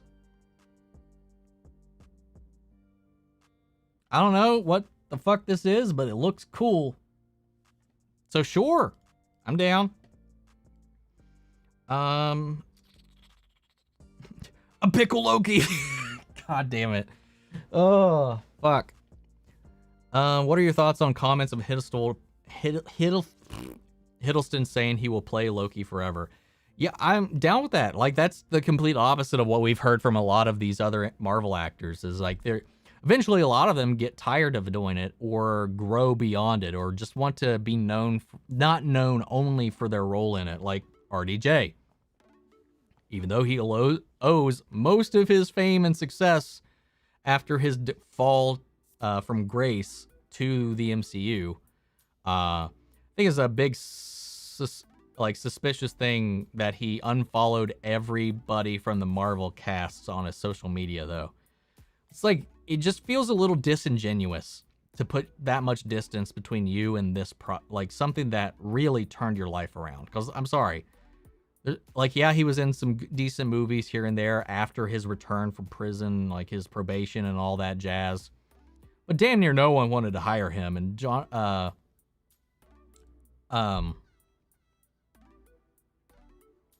why am I blanking on his name?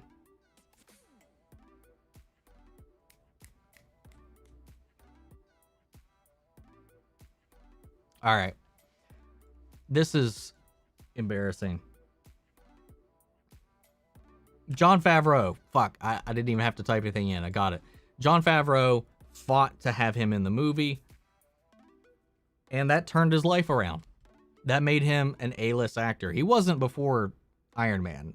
Even if it was just a comic book movie, he wasn't like an A-list actor before that. He wasn't making all these billions of dollars before that. So, I don't know. It's a little weird, but like, Tom Hiddleston loves doing this. He loves Loki. Like, there's also, like, apparently to the cast and crew of Loki, before they started shooting the show, he put on like the rumor is a 6-hour presentation of Loki's comic book and mythology history. Like, he knows the character, he loves the character, and he's one of the people that I feel like feels blessed to be part of this, and loves doing it. So as long as he loves doing it, and as long as he brings new things to the character and keeps doing it, I'm all for him sticking around, man. I love him as Loki.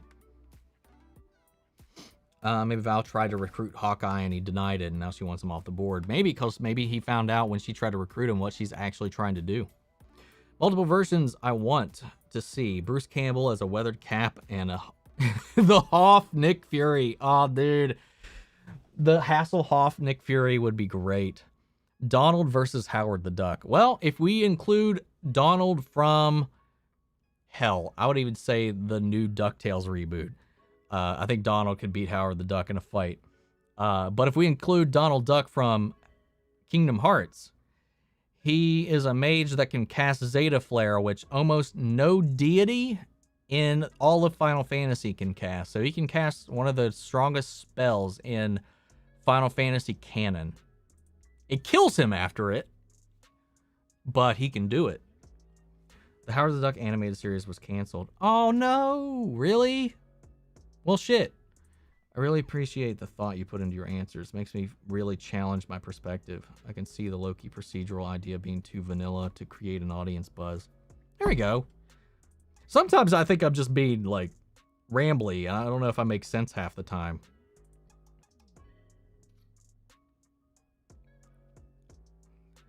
And I don't want us to all think the same. That's never, like, my goal. I just want you to know I just want everybody to know where I'm coming from.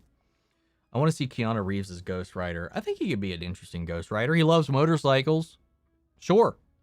I'm down for that. I hope we get to see Keanu Reeves in the MCU eventually. I really hope they make him a live-action Revan at some point, but we'll see. I'm already seeing hate for episode 12 of Superman and Lois, simply out of the fact that Diggle coming in and confirming, yes, Superman and Lois takes place in the Arrowverse. And I like that the episode was not Superman evil. I agree. I think Superman evil is just too overplayed. While I do think it was some people I can see seeing it being a little bit of an easy out, getting out of that situation, I don't think it makes it any less interesting. I liked the heart of the episode. I like the pull of the episode. And I think Diggle brought a really good point to it. And fuck everybody who says that. I'm sorry. I don't care if you don't like the Arrowverse, but fuck you. If you're just hating on Superman and Lois, just because it exists beside those shows. You don't have to like those shows, but just to dismiss Superman and Lois and everything it's doing just because it's neighboring those things is stupid. If you didn't like Superman and Lois based on its own merits, that's one thing. But only because of that singular element you want to talk shit about the show now or turn your back on the show, that's just so petty. That's petty and immature. How do you all feel about Sylvie being merged with Enchantress? Again, coming from somebody who's just a casual Marvel fan prior to the MCU, and I would still call myself a casual Marvel fan, except like a heavy fan of the MCU. I don't give a shit. I didn't really know who the Enchantress was, because when I hear the name Enchantress, I think of Enchantress from DC. Completely different character. So, like, I don't know. I'm not bothered by it. I thought it was a creative way to kind of give us both without giving us either. But I know for like hardcore sweaties of the comics that's going to make people uncomfortable. But for me personally, it doesn't bother me. I think it was an interesting play of doing that on the screen. It didn't bother me at all. Howard the Duck is in What If, though. That is true. He is going to be in What If. Hello, Russianese. I hope Batman movie, they make Riddler similar to Zodiac Killer. That's the inspiration that they're going for. And I get a lot of people that think I look like Paul Dano, which is new to me. Honestly, I didn't know who Paul Dano was prior to having a YouTube channel, because I'll get a lot of comments being like, I didn't know Paul Dano had a YouTube channel. And it's like, oh, are you going to be in the new Batman? And I've just started to roll with it. And honestly, I watched my first Paul Dano movie, which was The Swiss Army Man. And my God, that was such a weird movie, and I loved it. But like, I'm really looking forward to it. I'm really looking forward to a dark Zodiac Killer-esque Riddler. Yeah, I feel you there. Spoilers are kind of easy to stumble onto. I know, man. Like, I love following people that love this stuff, and I don't want to just mute the Flash because I want to hear stuff like about people's opinions and stuff like that. So I don't want to mute like the Flash or the Batman or anything like that. But like sometimes by not doing that, if I am posting something for one of my own videos and I just happen to open Twitter and then bam, right there, set photo I didn't want to see of some person that I know is going to show up that they haven't announced yet. And I'm just like, fuck. Well, now I know. Because I knew about Bart, I knew about Bart even before they made the official post of him in his outfit. So, like, it was just like, damn it. IMDb comment was just a loose indicator, not an absolute. I'm very aware of its edibility. I didn't mean to come down on you. I'm sorry, David. I hope I didn't come off like that. That was not really directed at you, but, like, maybe just to educate everybody else. I didn't mean to imply that maybe you didn't know any of that. Hello, slots. We got slots in the house. Dude, I love slots. God damn it. So I'm dumb. I'm bad. Doctor Strange, Captain Marvel, and Falcon will be the big three. Oh yeah, I forgot about Captain Marvel. Captain Marvel, I think, will be in there as one of the big three. I completely forgot about Captain Marvel, to be completely honest. Especially since the Spider-Man deal is so flimsy with Marvel. That is a good point. I played it on PS Now, wasn't thrilled with it. I don't know anything about Miss Marvel, but really didn't care for her character in the game. Yeah, I haven't played it, so I know she was supposed to be like the core character in it. I just spilled wine on my knee. Whoops. Oh shit, hold up. Philip, welcome. You are now a champion of the Omniverse. Let me know if the Discord link works, and I need to adjust make sure if you do choose to go into the Discord that you tag me so I can add your role in there so I can change that. I know some people still support and they don't go in the Discord, but I just want to make sure if anybody gets access to everything that they have access to. Do you think we'll see a cosmic Ghost Rider in the MCU? Possible, maybe. I don't know, though. I would like to see an MCU Ghost Rider, regardless of who plays him or anything like that. That's at least the MCU. Like, fuck, man. They gave us an Ant-Man that I fucking like, that I enjoy. And I'll be honest, like, I've been passively familiar with most of these characters, and I've tried reading the Marvel comics, like, when I was growing up. And, like, I had seen Iron Man and some of the crossovers with, like, the 90s Spider-Man series, which I loved, by the way. And in the games here and there, but I never liked any iteration of those characters at all. None of them. I didn't like Captain America. I didn't like Iron Man. I thought Iron Man looked cool. In the fighting games, he had some cool moves, but Tony Stark, I hated. I didn't like him at all. I didn't like Captain America at all. I didn't like Thor. I didn't like Hulk. I really just like Spider-Man and the X-Men. And Wolverine. Well, Wolverine's in the X-Men, sorry. As far as Marvel characters go. The MCU, however, has endeared me to all of these characters, specifically the versions that I've seen on screen, because I feel like they've just given them life in a way that just, I don't know, just speaks to me on like an emotional level, and I liked it. I liked every version of the characters we've seen in the MCU so far.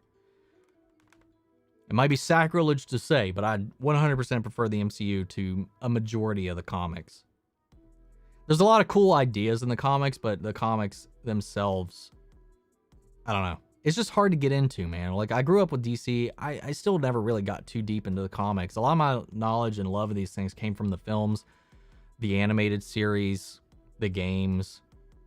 And a lot of my knowledge came from, because I don't have the time or the money to just like read every comic that's ever existed. But I have spent, I can't tell you how many days, hours I've spent just reading about the comics, about the characters, about the storylines. That's where all my stuff comes from. If it's not in the movie or whatever, it's just because I've spent like days on DC Wiki trying to just read about these comics, because there's no feasible way or financial way I could ever go and read all the comics.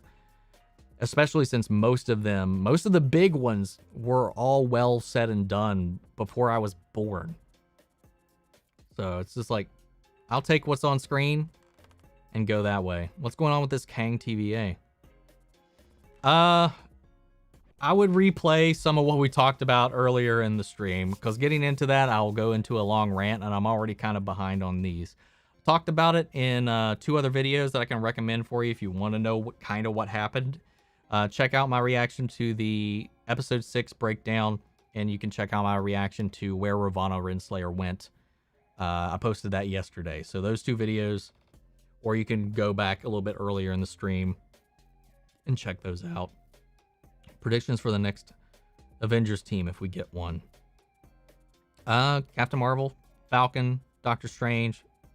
I would imagine Bucky's going to be in there. She-Hulk. Spider-Man, assuming the Sony deal doesn't fall through. From that point forward, we might just be seeing a lot of new young Avengers join the Avengers. I don't know.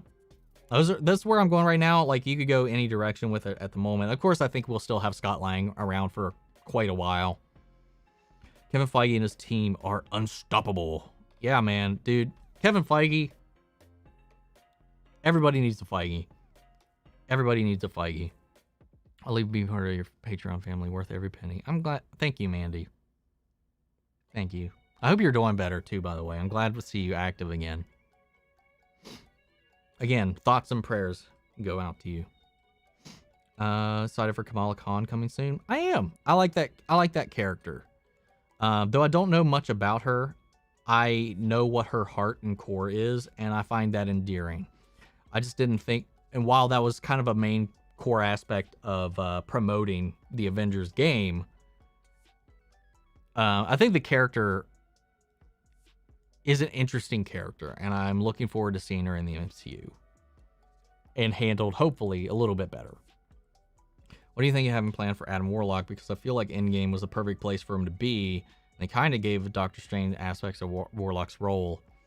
Yeah, I don't know. It just feels like they kind of forgot about Adam Warlock. We saw him referenced twice in both Guardians movies, and then we never saw him. I don't know. You expect to see Thrawn in Bad Batch or Book of Boba Season 2? I feel like all of the Filoniverse stuff is going to be building to a Thrawn storyline and a confrontation with Thrawn. I don't know if we'll see him in Bad Batch Season 2. I think we will see him in the Ahsoka show, though. I don't expect to see him in Bad Batch, but I also wouldn't be surprised. So, but I do think for sure we're going to see him in Ahsoka, and I think the crossover that they were talking about between the Mandalorian, Ahsoka, the Book of Boba Fett, and what used to be Rangers of the Republic was going to be confronting Thrawn. That was my theory. That was my guess. That was my speculation. Nearly finished another music edit. Still practicing my editing skills, but if I keep editing, I'll get the hang of it. Exactly. You just got to keep doing it, man. Dude, I was shite at editing. I'm still not like good. There's still a lot of... I still do just basic cuts most of the time, but like I've gotten so much better at it and faster at it since the beginning. You just got to keep practicing, man. Keep on going.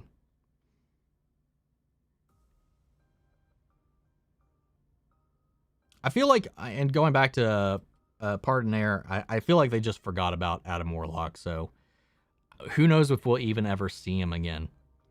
Fimento just released an awesome analysis of Black Widow titled How to Fail at a Spy Thriller. Makes some great points showing where the plot failed to build tension and allow scenes to breathe.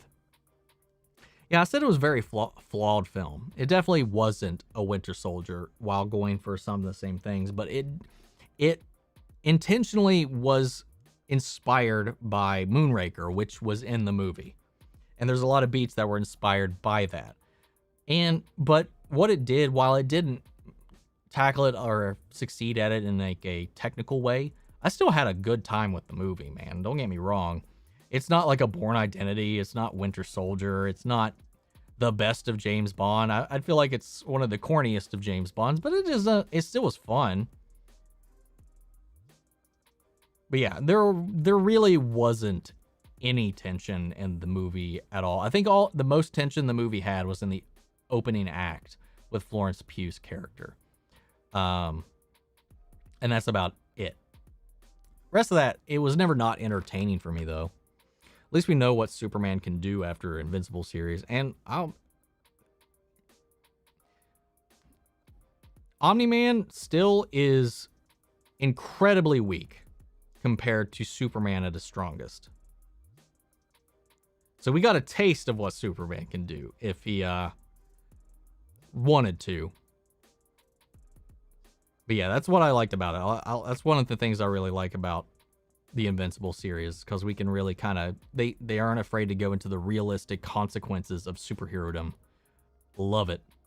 While still maintaining the heart and what it means to be a hero. Like, there's a really wholesome side to Invincible that I feel like gets a little overshadowed by the violence, because it's a very hopeful series. It's a very wholesome series at its core, with Mark and all the characters you're rooting for, really. I like it. There's a lot of gray areas in there as well, but it was a lot of fun. I think it's one of the more realistic comic book adaptations we've probably seen in a long time, and not in the way like The Boys is. The Boys is, it's social commentary. It's a parody. It's meant to be, it goes really hard the other way, where it doesn't necessarily have any of the wholesome, hopeful qualities of it. It's all cynicism. It's all deconstructionism. It's all commentary on society. It's not like The Boys. The Boys is its own thing, because I see that comparison between Invincible and The Boys a lot, and it's just, they're two very different things. The only things you can really equate to one another is they both have superheroes and they're both hyper violent. That's it. Is it Spider-Man technically a mutant? He's not an X-Man, but he's still a mutant due to his abilities. Incorrect. He does not have the X gene.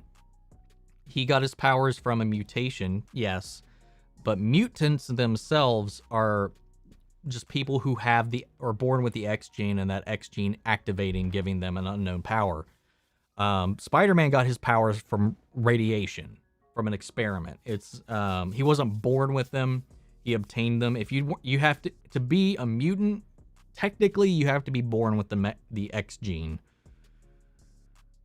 So we haven't got that quite yet. I can't remember her name, but a friend of Wolverine committed suicide by getting punched by Spider-Man. I don't remember. That does not come to mind. Huh.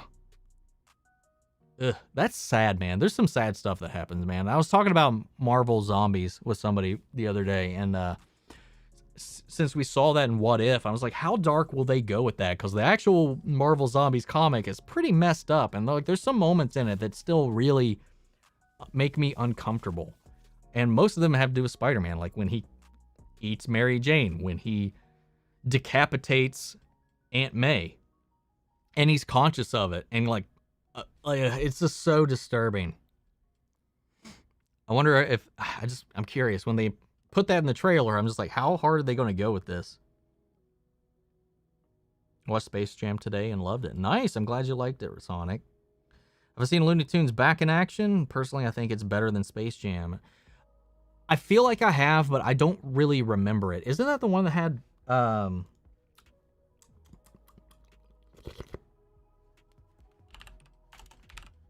Brendan Fraser?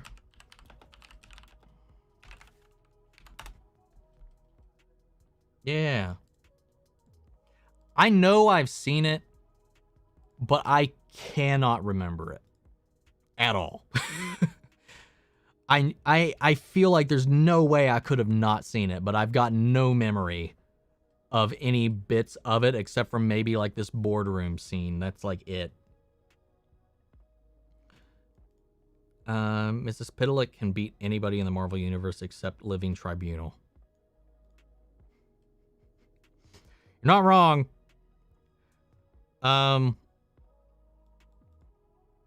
You gotta watch out for those fifth dimensional imps. There's a video from the Thor and Love and Thunder set. They do a stage play again. Ooh, okay, that's awesome. Are you a fan of? Are you a DC fan because of the DC animations back then were top tier? Batman was one of the few comics my mother actually bought me. Like, I had, I think, one Spider-Man comic, but I had a couple of different Batman comics. And I think she only got them because she thought they were comic books and they worked for kiddies. Because I just remembered, like, one of those Batman comics, the artwork in it always disturbed me. I can't remember what it was, but it was one of the ones, I don't remember it because I definitely don't have it anymore. It was one of the ones where it was like Batman and he had like the really long ears and like it was drawn really creepy, but the cover was kind of inviting, but when you opened it up, not so much. But then again, like Michael Keaton's Batman was the first exposure that I actually had to the character. It was one of the first movies I ever saw as well, was Michael Keaton's Batman. And because of my mom and stuff like that, I had actually seen quite a bit of Adam West's Batman series. But then, yeah, when did Batman the Animated Series actually start? Was it 93?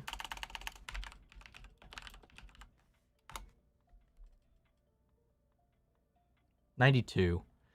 I was 4 when that show came out, so it was the right moment.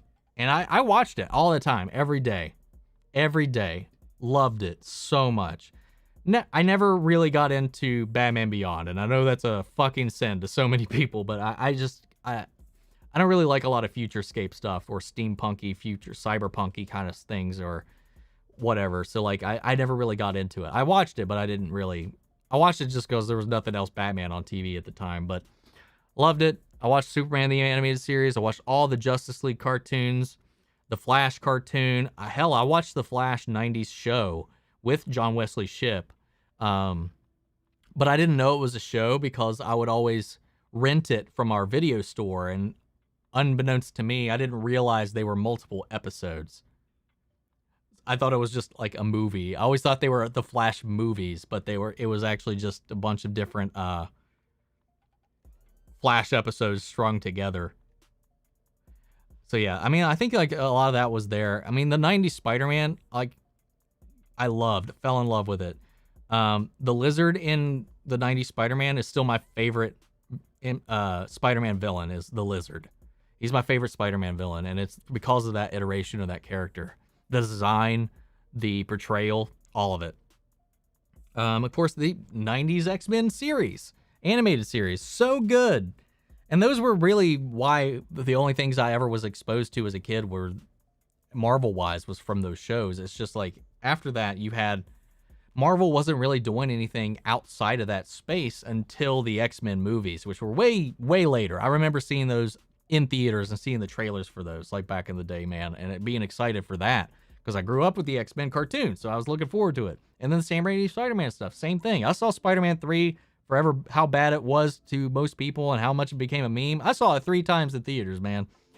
But DC was like doing all of its stuff. You had the Christopher Reeves Superman stuff when I was growing up. You had the Michael Keaton Batman, Val Kilmer Batman, George Clooney Batman. I watched, those were all actively coming out. You had the John Wesley Shipp stuff. You had these iconic animated series. They were just like, they were unstoppable back in the day. And I think they just kind of overshadowed a lot of Marvel stuff. And of course, Marvel at that time was going through a lot of shit, you know, selling off the rights, going bankrupt and all that stuff. Marvel was in a very shaky place. And then like, even there was like the Blade movie, which honestly, I didn't know for many years after that movie came out that that was even a Marvel property, even though I had seen that character so many times in the 90s Spider-Man show, because he popped up in the 90s animated show every now and then, and I never put that together, that they were the same person. Don't know why. Never did. Anyway, long story short, it's a fucking long-ass answer to your question, and that's why I'm 25 minutes behind on everybody's messages. Comics Explained is a great channel to get yourself introduced to more Marvel characters. As of like 3 live streams ago, I have since subscribed to Comics Explained and have been watching a lot of his videos. Very helpful and informative, for sure. Not me thinking the live stream is lagging, then I joined due to how far behind Omni is. But I like that you give in-depth answers. I feel like if people take the time to like actually message something, I want to give like a thoughtful answer, man. But sometimes I ramble and I can't stop, man. I need like a moderator. Is that what they're called? Mediator? Like the guy that like stops people in debates, whatever that's called. I forgot. Do you think Wanda can escape Kang's power since she's paracausal? Yeah, I think so. I don't think she should be, based on her being a Nexus being unaffected to any changes in the timelines. Kind of like the Paragons in Flash, how they have all their memories despite the universe dying and being reborn. And you might not know anything about that, but any changes to the timeline, she's going to maintain those memories and not be affected by those changes. Diggle is great. Yes, Diggle, for being created in the Arrowverse, is one of my favorite DC characters now, man. I fucking love David Ramsey. I love that role. He's just like the heart and soul of Team Arrow, man.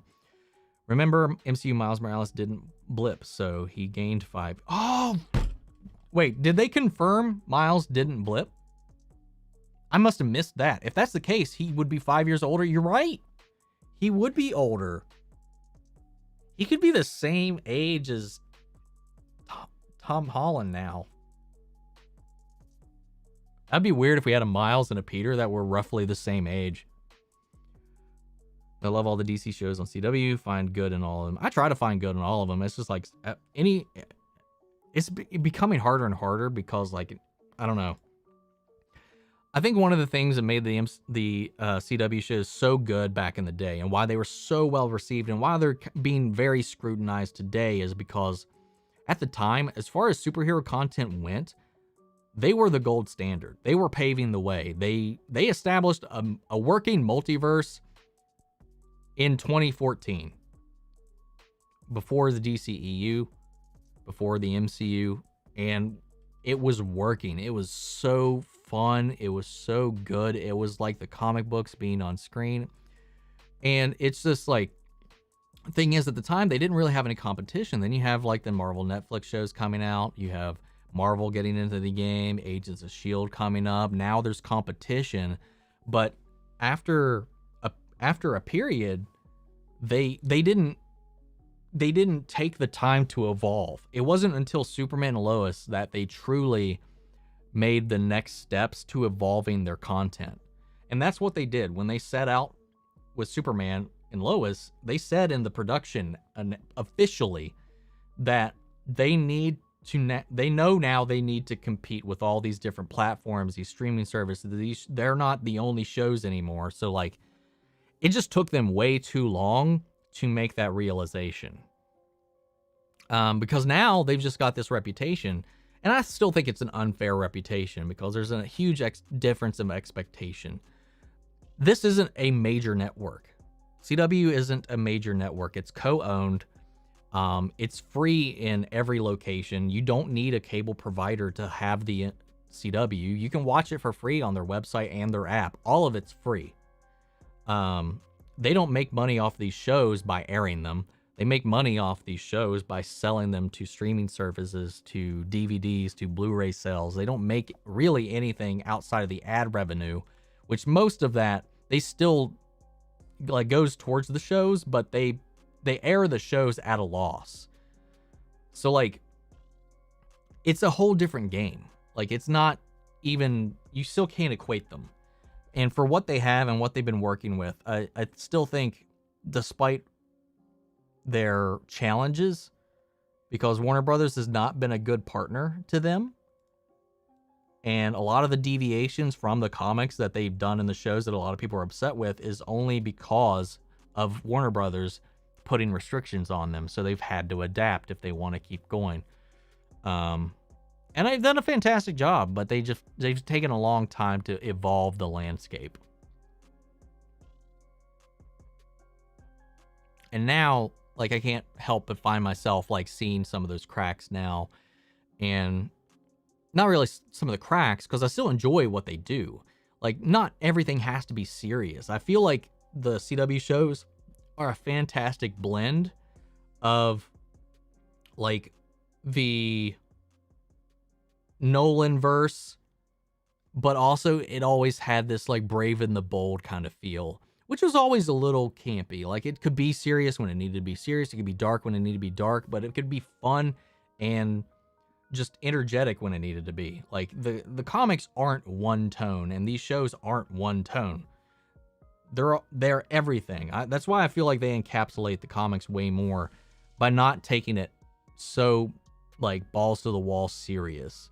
And that upsets some people, because when they see their stuff being represented on screen, they want it to be taken seriously, because that, if it's not taken seriously to a lot of people, they seem like something they love isn't going to be seen seriously by other people. But at that point, it just becomes like an echo of what it should be or was or ever has been. I feel like, I don't know, I'm getting off on a tangent again here, but I love the CW, better for worse, regardless. I only watch the DC shows on the CW, though. I don't watch anything else on the CW outside of the DC stuff. Oh, wait, you're a Final Fantasy person? That's awesome. New to the series. The original Final Fantasy took me literally 2 middle school years to finish. When I did, I ran from the series because it fried my brain. Dude, Final Fantasy VII was my first Final Fantasy game, and I rage quit. I got too confused. Honestly, like, no, that's the second time. When it first came out, like, I was in a huge Dragon Ball Z phase, and I was still young enough to the point where I thought, because Cloud had spiky blonde hair, that he was Super Saiyan.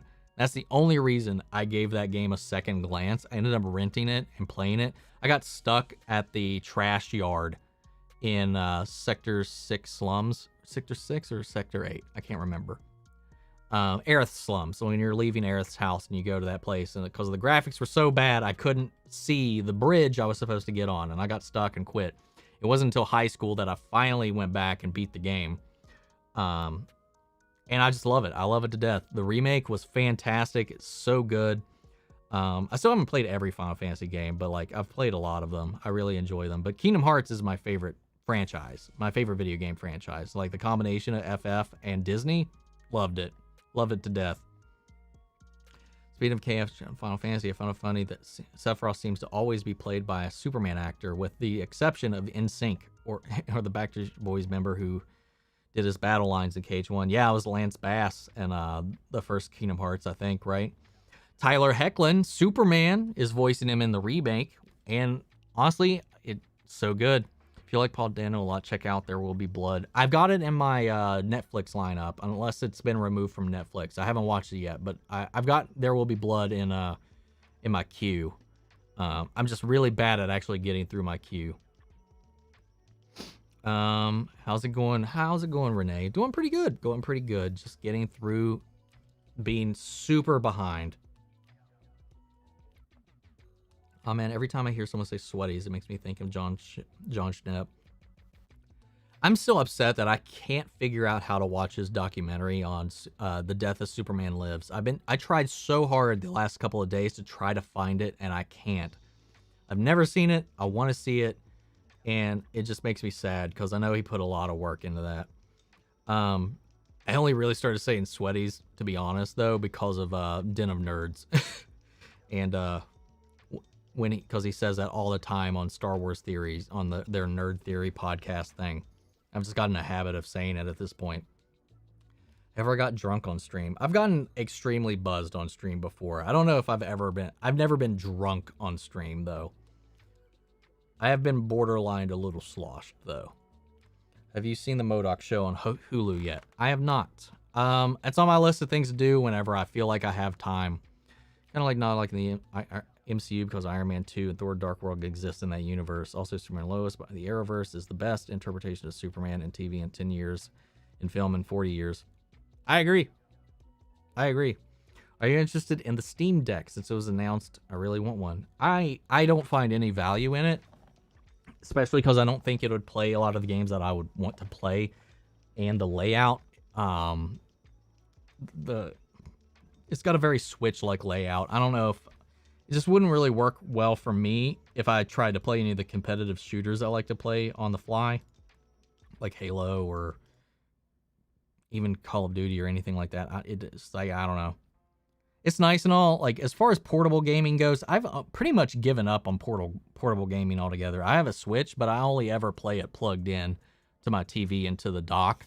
So it's just like, I don't know. I just don't play games on the go that much anymore. So, because it's just like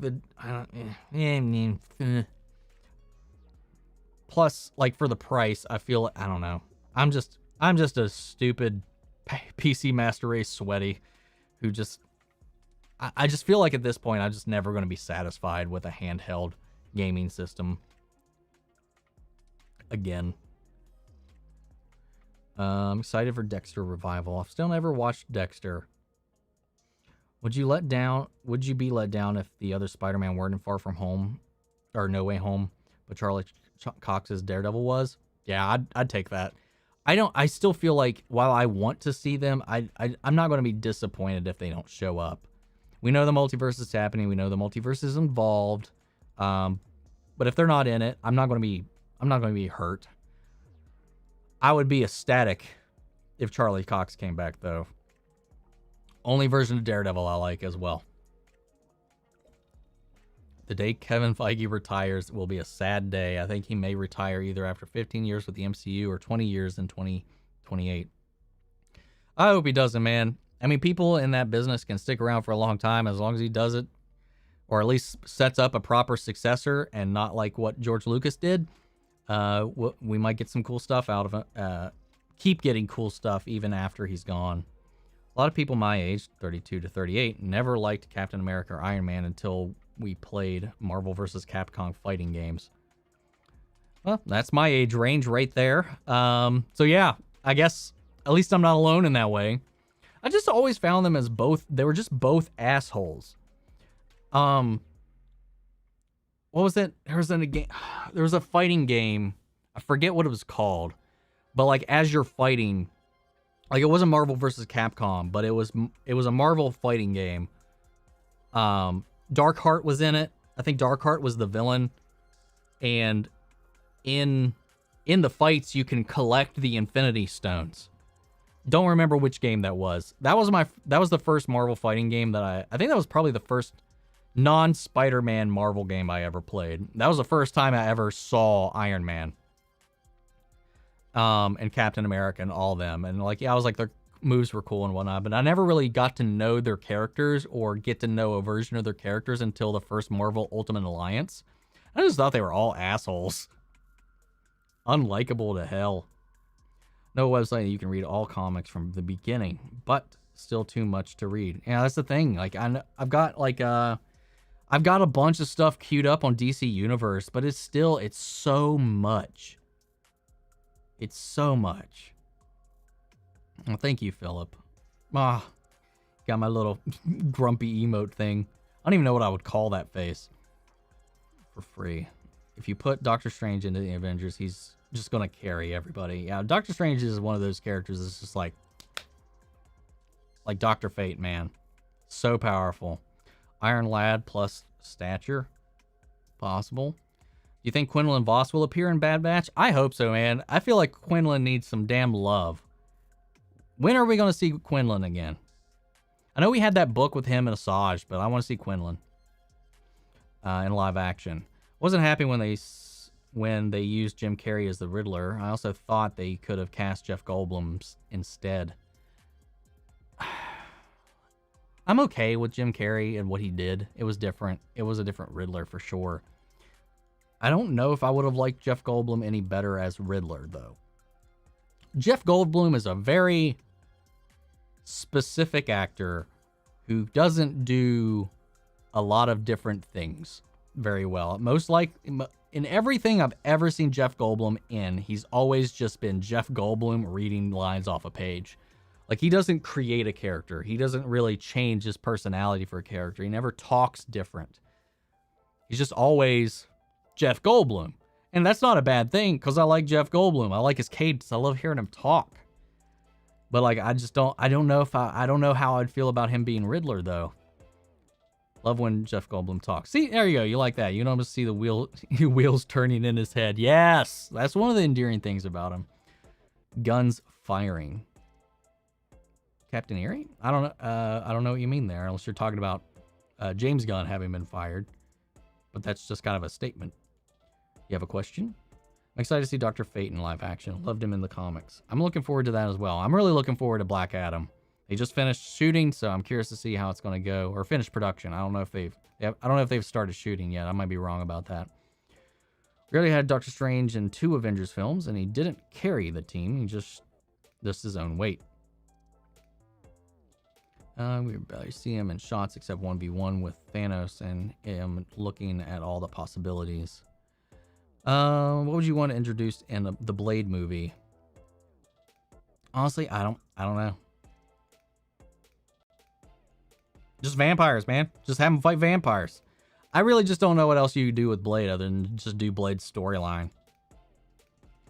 Which is fine. I mean, I don't have a lot of high expectations for Blade. Not like high. That's not what I meant. Because I imagine it's going to be good. Because, again, it's the MCU. Mahershala Ali is great. So, like, I feel like they'll do a good movie. I don't know what they'll do. I don't know what the story should be. I don't know if it's going to be an origin movie or just a random Blade storyline. I don't know.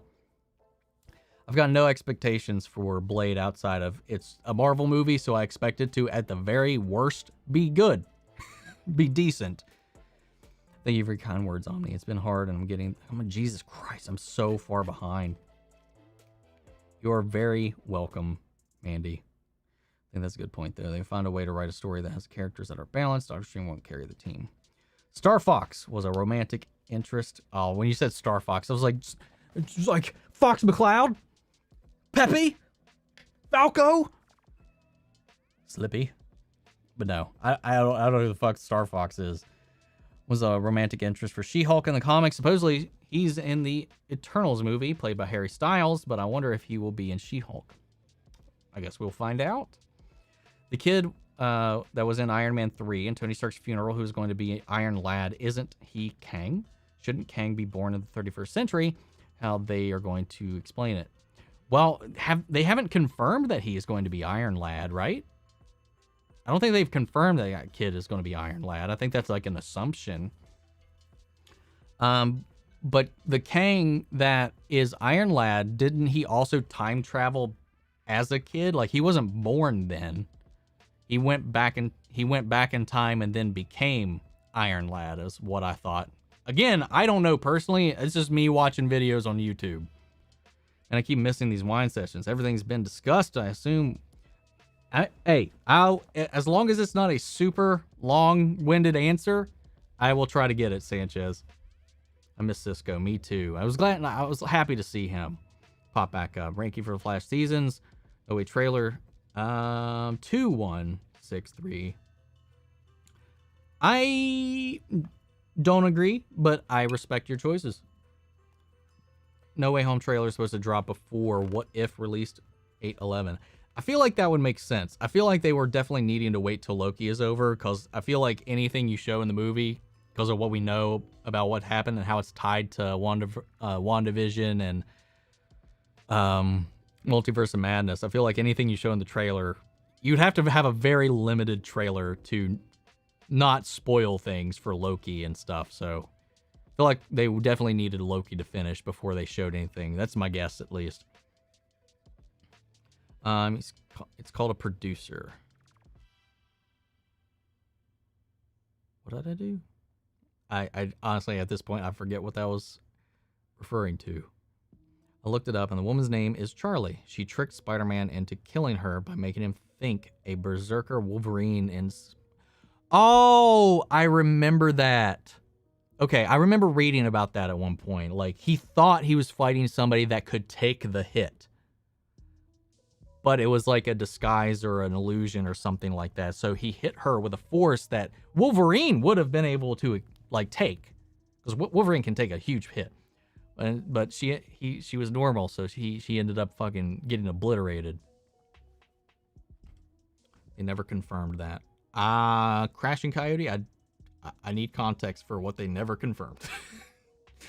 Rating Flash, see, out of 10. Oh, you're actually rating them this time. 9, 9.5, 8.5, 8, 7. Yeah, okay. Your ratings I can go with. Dude, I can't wait for the evil Doctor Strange and What If.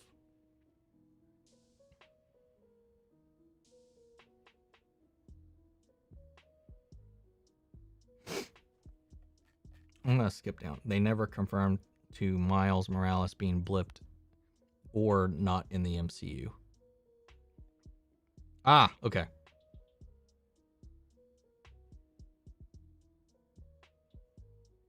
I still feel like moderator might be the right word for that, Johnny. I said they never confirmed that to Miles Morales being blipped or not in the MCU. Well, we know he's in the MCU, because his uncle mentions his nephew.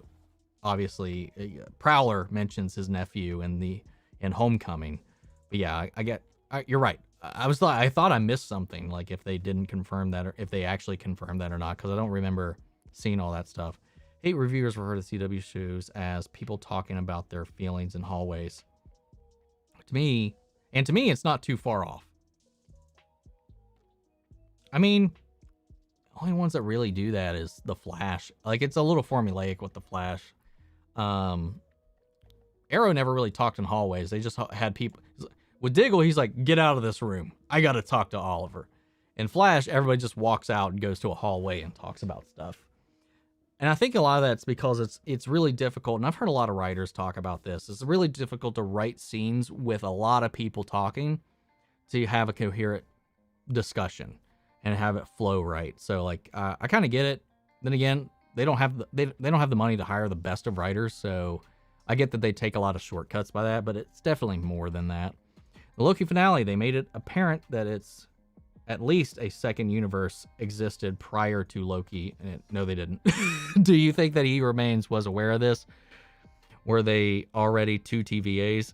I still think there's still 1 TVA, because that's where all evidence points to me.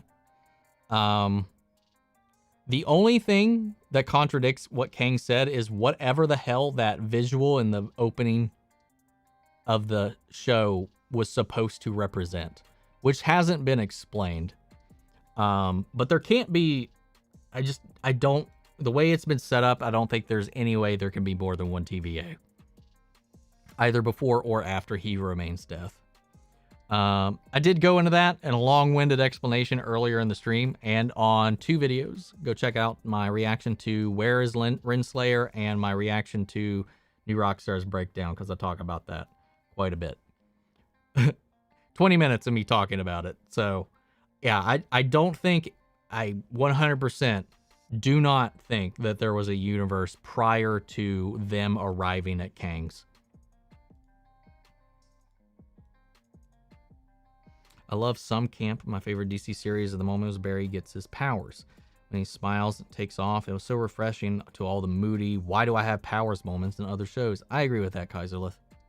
I agree with that. I mean, you just got, I don't like just everything being dreary all the time. And that's one of the things I do find refreshing. And that's one of the things that I found refreshing about the dynamic of the different shows. That's always what made the Flash more like different from Arrow. Like it never always, they were always very distinctly different. Like what Arrow was taking self dark and serious most of the time. It still had fun. The Flash was more lighthearted and hopeful and inspiring, and I like that balance. Like you could have different flavors within your universe.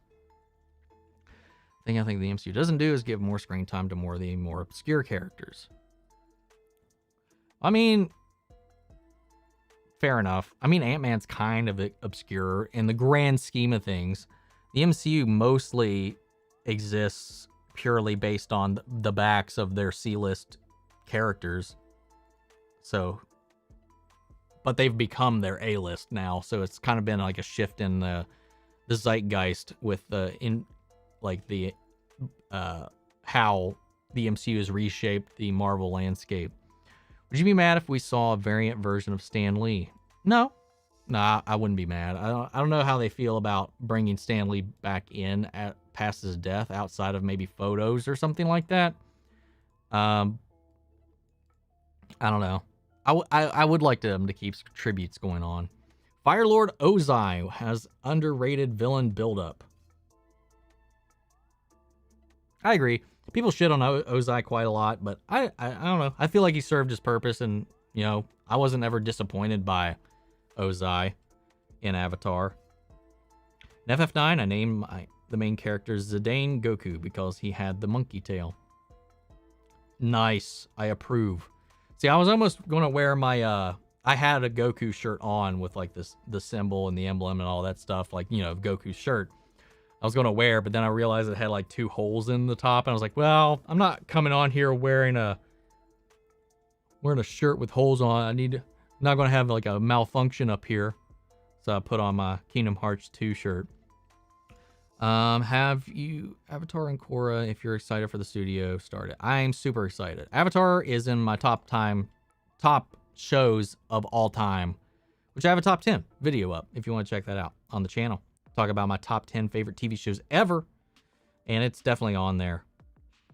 I'm super excited for more Avatar, for more stuff in that world. Even though like Korra in no way, shape, or form for me lived up to the first series, it still wasn't bad. I didn't like everything they did with the lore, like disconnecting Korra from the past Avatars and starting a new cycle. Didn't like that.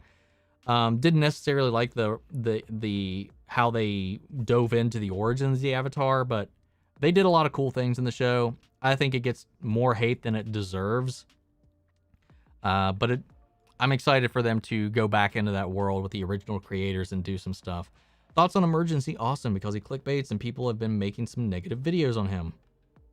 I don't watch Emergency Awesome, so I can't say. I don't know. I can't. I know I've seen that channel name. I've heard the channel name. I've heard people talk about Emergency Awesome. I know I've seen it in my whenever I search for stuff, but I don't think, I can't say whether or not I've actually watched any Emergency Awesome videos or not. So I don't know. I have no opinion. The only clickbaiter I know is really bad on YouTube about stuff is Mike Zero for Star Wars stuff. That's it. I don't know. PC Master Race? Yes. Hell yeah. Dude, if I can get a game on PC, I will get it on PC before I will get it on a console. Charlie Cox rules. Yes. Yes. Omni, what's up, Den? Rise of Imperfects? Question mark? Sure. Sure. Melissa McCarthy plays Hela in Thor 4 play. Is that real? Please tell me that's not true. Sorry for joining late, dude. What's the topic right now? Right now, I'm just going through everybody's questions. I'm a little behind. I think I'm starting to catch up because we've definitely had some people leave in a while. I was 25 minutes behind whatever the most recent comment was. So I just talk about whatever comes to mind, and whatever anybody comments here. Marvel Superheroes is what you're talking about. Yes, I had that on PlayStation 1, and I played that all the time.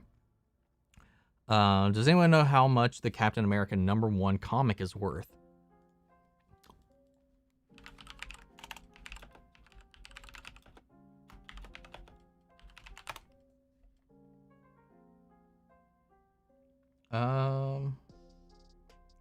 That's definitely not the actual.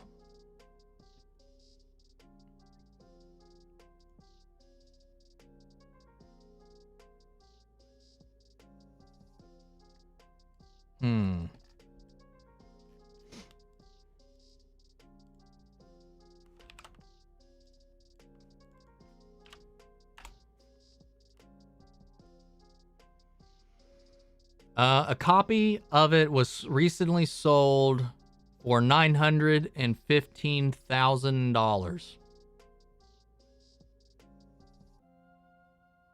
Jesus Christ. Oh my God. Yeah, that was a Capcom one, but not Marvel vs. Capcom. It was Marvel Heroes, I believe. Yeah, I remember. I played a lot of that one. I played some Marvel vs. Capcom, but that one particularly I played a lot of. Do you think Robin Williams would have played a live-action genie in the Aladdin instead of Will Smith? Possibly. Had he not sadly taken his own life, I think it's possible they would have definitely had him involved in there. And I didn't mind the live-action Aladdin all that much, to be honest. What do you think? Who do you think is the best DC TV hero? The best hero, if we're taking in all of it, Oliver is my personal favorite. Oliver's my favorite hero. Like, Green Arrow is my favorite hero in the DC TV universe. My #1 hero, if we're talking all-time, all media, is Batman. But if we're talking specifically the Arrowverse or DC TV in general, it's Oliver Queen. Stephen Amell's Oliver Queen. Thoughts on Suicide Squad early reviews and Black Adam's finished shooting. Just in post-production now. I don't know, man. I'm excited for the Suicide Squad. I can't wait. I love James Gunn. I love his films. I like his voice. I love his interpretations. I like his energy. I like the cast. I'm excited for that movie. And Black Adam, same thing. Looking forward to that, man. Looking forward to it. But again, as with DC, I still have my apprehension. I'm not getting my hopes up.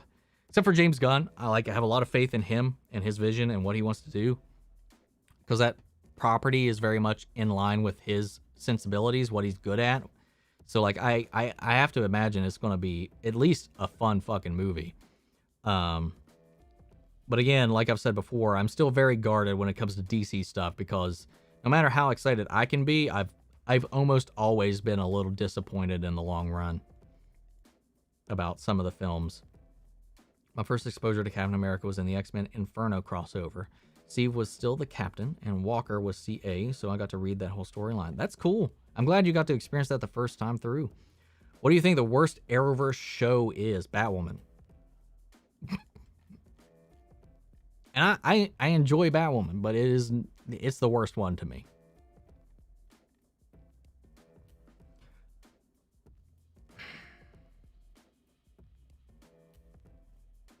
Okay, hold on. It's between Batwoman and Supergirl. Supergirl, though, what it's got above Batwoman is the cast. The actors and actresses that are on that show are really good and really fun to watch. But the writing in Supergirl, I think, is way worse. The storylines in general, the handling of the seasons have been worse than Batwoman's 2 seasons so far. So it's hard to weigh that. Like, I like the characters on Supergirl way more, but I think the writing in that show has been abysmal and some of the worst in TV history. Especially season 5. I think that was the worst season of television I've ever watched in anything. And Batwoman, while it has a lot of problems, I think it has better writing, and that's not saying much. and only 2 characters that I really enjoy watching. Or 2 actors and actresses that I really enjoy watching. Rachel Scarston and Cameron Johnson are really the only 2 people there that I enjoy their performances consistently. Every episode, every time, enjoy. At least when the writing's shit in Supergirl, I like the performances on screen. Chyler Lee, Katie McGrath, Jesse Rath is easily jumped to one of my favorite actors. Chris Wood, Melissa Benoist. I think they're all so good. David Harwood. But the material is not good enough for them to elevate most of the time. And Supergirl was the only show I can think of that I've ever rage quit. There was a moment in season 2 where I just got so mad I stopped watching the show. And I only started watching it again to prepare for Crisis. Once I knew that they were doing Crisis, I was like, shit. I know they're going to be references out the ass with them doing some stuff, so I might as well catch up. In the end, it didn't really matter, but I did finally catch up, and I've actually been enjoying season 6 so far. What little of it we've seen, I've been having a good time with it so far, but overall, it's debatable. For me, it's either Batwoman.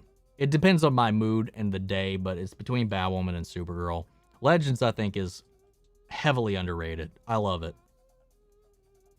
I wonder what makes them take so long to announce anything about Blade. It's crazy what's to come. Multiverse, Skrulls, Mutants, F4, and more TV series. Ugh. I think it's just because they don't want to get ahead of themselves. Blade's still like way down the line as far as the slate goes in the movies. So like it doesn't make much sense for them to announce details when the movie is like 4 years away. So that's just why to me that I don't think we'll touch on it much yet. Well, they're so they're not doing long-term contracts anymore. So what do you think will happen to Thor? Do you think he will die in Love and Thunder or continue on? It all depends on if the actors want to stick around at that point. Because if they're not doing long-term contracts, they're not going to be locked into it. But that just means that they don't want to keep everybody committed. And I think the multiverse and what they're doing right now doesn't require them to need people for such a long-term story. But I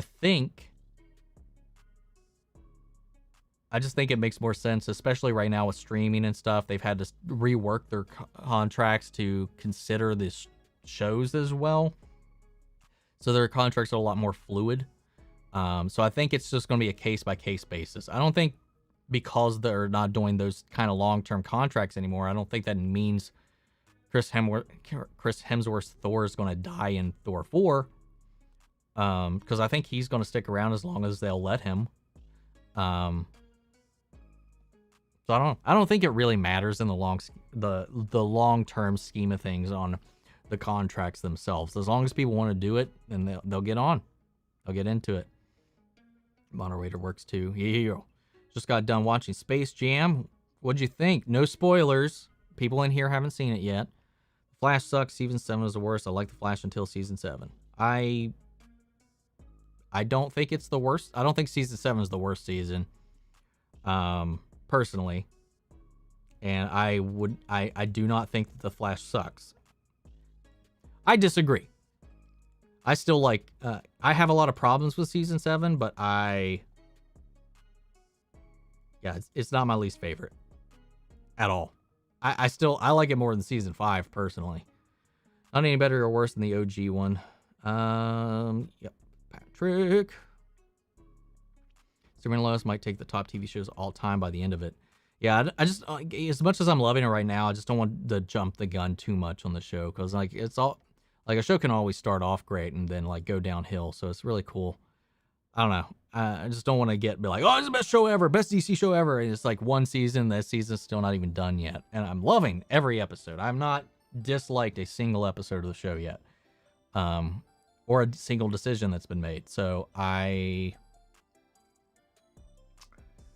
just don't want to get too enthusiastic yet when it's not done. I wish Marvel never sold X-Men to Fox. We definitely would have got X-Men leading MCU for sure. I imagine if a Phoenix Saga got Infinity War build up, that would be great. It deserves it.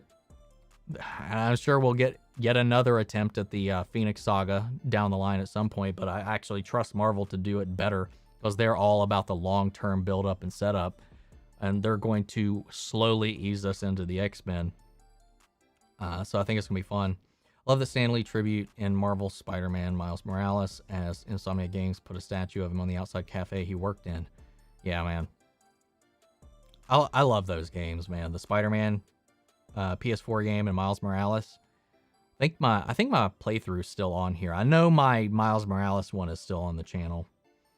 Watch the video on YouTube somewhere about Thor and Love and Thunder. They do another stage play. Hope Taika doesn't go overboard and getting more annoying than funny. Yeah, I'm a little worried about it being a little too different, too crazy, but it's whatever. They can do what they can do whatever they want at this point, and I'm pretty much just going to go along with it. I just don't want it to get too detached, you know, too separate from everything else. And he said this is going to be the craziest MCU film, the craziest movie he's ever made. And I'm just like, oh my God, you've made some pretty crazy movies, man. How are you going to out crazy this shit? What's up, Isaiah? I love the channel. Glad you're getting some recognition from other channels like Real Rejects. Thanks for the dope reactions. Being a cool dude. Thank you. Thank you. That really means a lot. I think I'm almost caught up. If anyone knows more about Kang and your gamer, play Marvel Lego Superheroes 2, because Kang is the villain. And those Lego games are pretty entertaining, though. I can really lose interest so fast in those. Do I think Fin Fang Foom will be referenced in Shang-Chi? Probably referenced, because I think they confirmed he's not... Fin Fang Foom isn't going to be in the movie, even though we see a dragon in the movie. They call the dragon something else. I mean, I almost feel like you kind of got to reference him, though. Melissa Carthy is actually playing Hela in the play. Oh, great.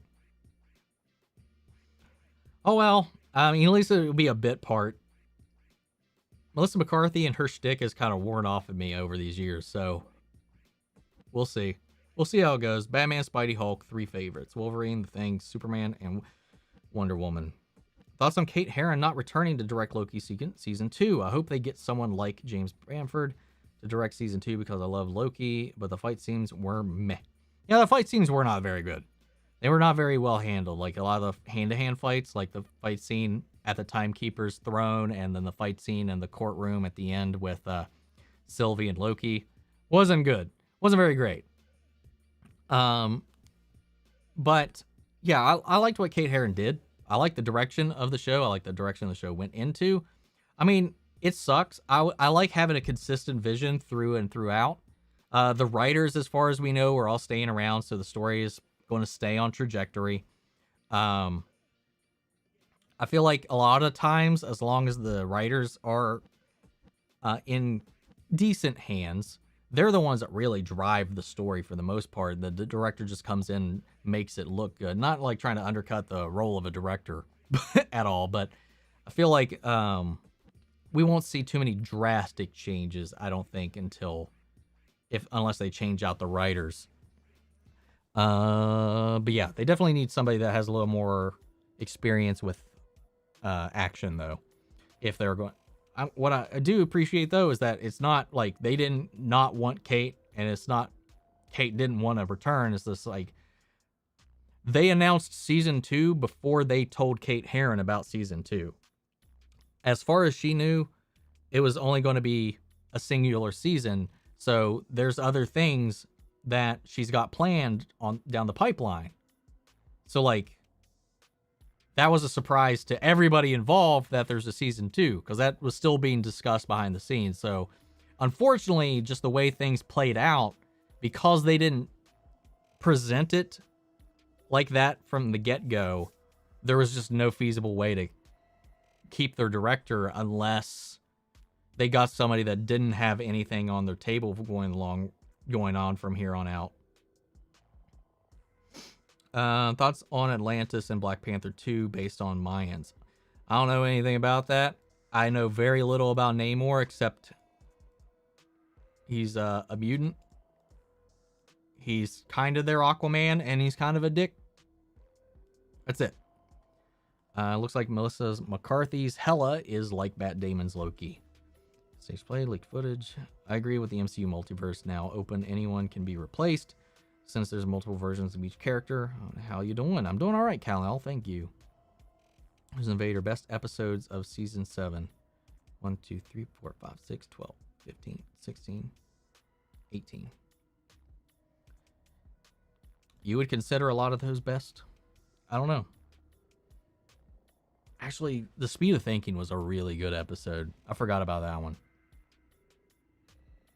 Season 5 is way worse than Season 7 of The Flash. Yeah, that's where I stand on that, too. Willem Dafoe, OGGG. I hope so, man. I know it's a big rumor, but I really hope it's coming. And I hope we have a Spider-Man No Way Home trailer, at least, if not before What If, during What If. I feel like once What If, I feel like now that Loki's over, it's got to be any day now before we get a No Way Home trailer. Really want a scene where each arm of Doc Ock fights an individual Spider-Man. Holy shit. That would be nuts. Heard Loki might be in the Multiverse of Madness. Apparently it's confirmed that Loki is going to be in Multiverse of Madness. Kit Harington killing Celestials, Jon Snow style. You know nothing, Kit Harington. I'm excited for that. I'm excited for Kit Harington. And also, shit, what's his name? Oh, why do I not remember his name? Richard Madden is also in there. So, a little bit of a Game of Thrones reunion. I'm looking forward to that. I'm excited to see Kit Harington in the MCU. By the way, Omni, the writers for Cobra Kai finished editing for season 4. Yeah, so they said that we should expect it to be out around the same time that season 3 released, and I can't fucking wait. So that's I'd say we'll probably have season 4 out either at the end of December or in January, like we did last year. I can't wait, man. Cobra Kai is so fucking good. Guess YouTube link isn't showing on here. Yeah, I didn't see anything. Just came back. The seems honest. Almost caught up. Yeah, man. I actually see the questions showing up as they're showing up now. I think season 5 is good, but they dragged out Cicada. That's what ruined it for me. The 2 cicadas and just how repetitive every episode was. Every episode was Cicada, and then he throws his dagger and flies away when they had like 8 hours of screen time to catch him before he got away. Like, it was just painful to watch. It was so cool in the first 3, 4, 5 episodes. But from there onward, it was so fucking maddening. Every time Cicada would get away, I was just so mad. Not mad, just so annoyed. Favorite episode in the overall Arrowverse? If I had picking one episode is way too hard. I'd have to go back through everything, and I can't pick one episode just off the top of my head. I can name a couple, like the finale with Thawne, the reveal of who Thawne is, that episode of The Flash, like when Barry learns that Harrison Wells the entire time was Eobard Thawne. That was a good episode. Oh, thank you, Psy Girl, for the super chat, for the little super pear. Looks like a pear. Thank you for that. Thank you for the super chat. So sweet. Thank you. And then the musical episode in season 3 of The Flash, or no, season 3 of Supergirl. I think season 4 of Flash was when that came out. That crossover with Kara and Barry was one of my favorite episodes because I love musicals. So I like that whole shtick. I don't know. It's hard. There's a lot of good episodes. Yeah, Cicada's the worst Flash villain to me. Lies. I think Mirror Mistress is the worst Flash villain so far.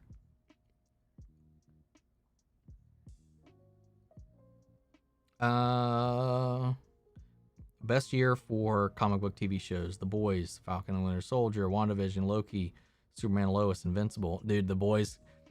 Do we know when The Boys is coming out? When season 3 of The Boys drops? I can't wait, man.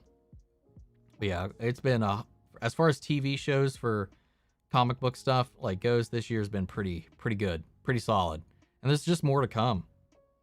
I remember Cicada's dagger was thrown into space, and Team Flash literally waited until it came back from space to try and fight.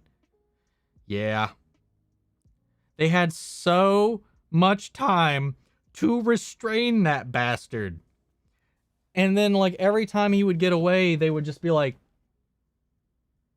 shit, he's gone. I understand Barry can't run, but Frost is immune to his powers. So, like, what the fuck? Just blah, blah, blah. Get him. God damn it. There's so many opportunities to catch him, and they just don't because they need the show to continue. So stupid. Did I watch the McGregor fight? I don't watch that stuff. So, no. Where do you think the Eternals will take place? They said... do you think they'll be involved in the multiverse? I don't know about that. I'm not sure about that, but I know that... all I know is they said it will span many, many centuries. From, like, billions of years ago all the way up to the present day. So, it's going to be... I don't know. I'm very curious how the Eternals is going to be executed, spanning such a large gap in time. This is peak TV for comics. Yeah, don't forget Doom Patrol season 2 of Stargirl's coming out. Season 3 of Harley Quinn's not too far off. Dude, if you guys have not watched the Harley Quinn show, watch that shit. It is so fucking fun. Do not have your kids around it. It is borderline mature. Like MA. Foul mouth, gory as hell, sexual. It's dirty. But it's so funny. Same with Doom Patrol. Don't let your kids watch Doom Patrol.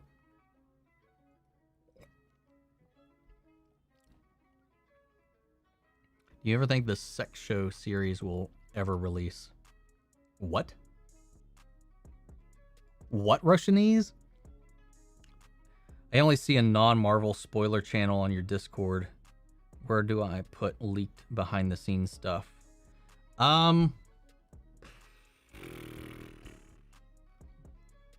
Let's do this. Because I opened up like a No Way Home one, because that was the one where everybody really wanted to talk about Marvel leaks. So I feel like for leaks, it's better to be specific to the show or the specific movie, rather than just making a Marvel leaks and screw it. Marvel leaks. If anybody clicks on it, that's their fault. Marvel leaks. There you go. You got a Marvel leaks channel. Go. Where do you think I just read that one. Boys season 3 will likely come out before the end of the year, said Eric Tripe. So as long as there are no more delays. Oh, I can't wait, man. The Boys are so good.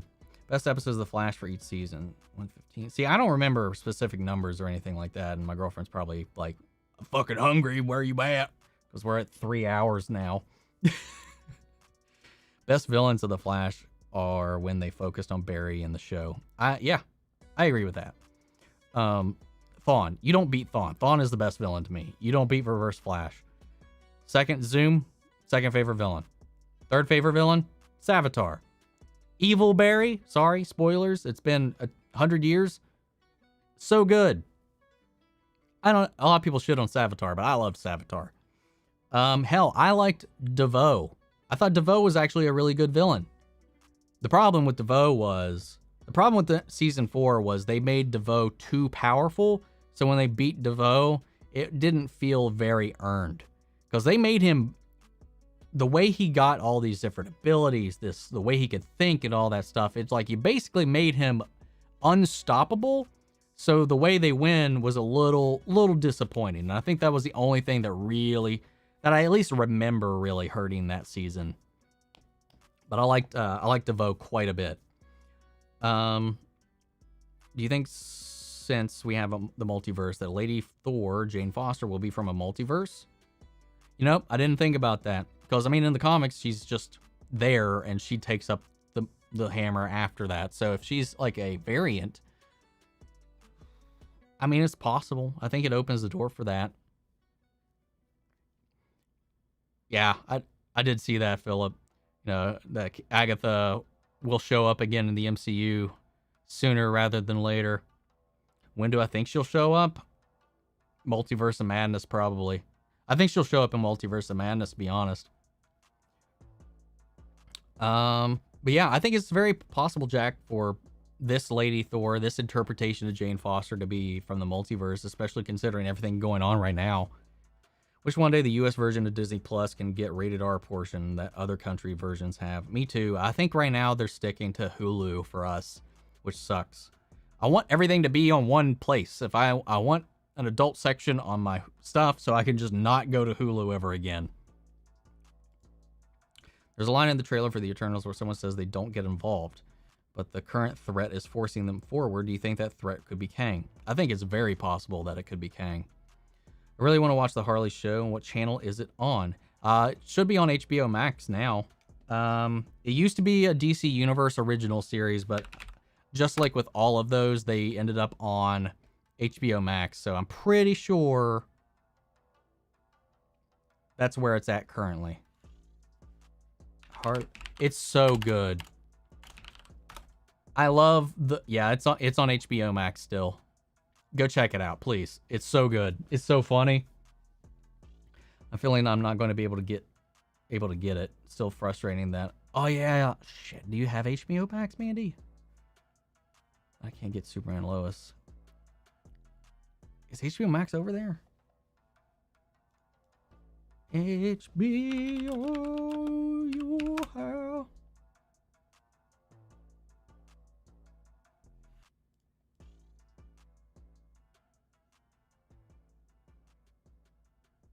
Damn it. Okay, I guess not. I guess you can have it. Or at least according to that quick answer, no. Fuck. It's really good, though. If you can ever get a chance to watch it, it's really good. First License Seems Avatar, Bloodwork, Godspeed. Bloodwork I thought was cool for a little bit, but he lost my interest real quick, though. Godspeed looks cool. I just hope they don't disappoint with him, because they've been dragging that out for so long. Hopefully Titans Season 3 is really good, but I honestly don't think so. So far, Titans has... So far, and I've said this before, I know we got some new people on the channel and all that. Titans is the only DC show I have found zero enjoyment watching it. Like, say what you will about Batwoman, say what you will about Supergirl. I have not found one moment in Titans that I got joy from. And I like dark things. I like dark things. I like edgy things. And that's not my problem with it. Well, that's one of my problems with it. It feels like it's edgy, it's trying to be edgy just to be edgy, because the writing doesn't justify any of it to me. And it's just not been good. I have not enjoyed it. I know people do. I like the production design. I like the costumes. I like the cast. But I do not enjoy watching them at all. I feel like they've ruined some of my favorite characters. Those are the worst interpretations of any of those characters that I've seen.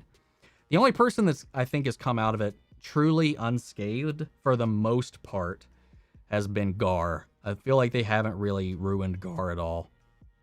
But dumbest Dick Grayson we've ever gotten. Starfire's all right. They just don't know what to do with Starfire. Raven, useless, dumb. The Dawn and Troy character was cool in the first season. They ruined it the next. I liked Hawk and Dove until they ruined them.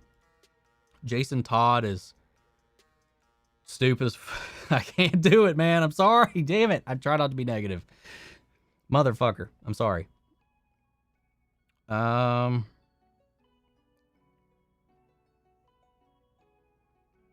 What are you talking about, Russian?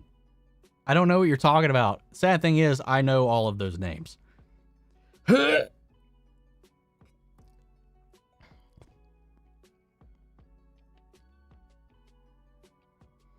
I think what you're talking about, the snap is the reason that they start to interfere.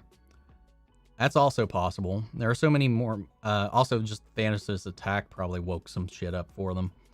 There's so many movies coming up next. Thank you. It can open up when the shows or movies are getting closer to attention. Overall, Marvel non-spoiler spoiler channel makes sense in my opinion. Well, you got one now, because I just fuck it. Somebody clicks on it, it's their fault.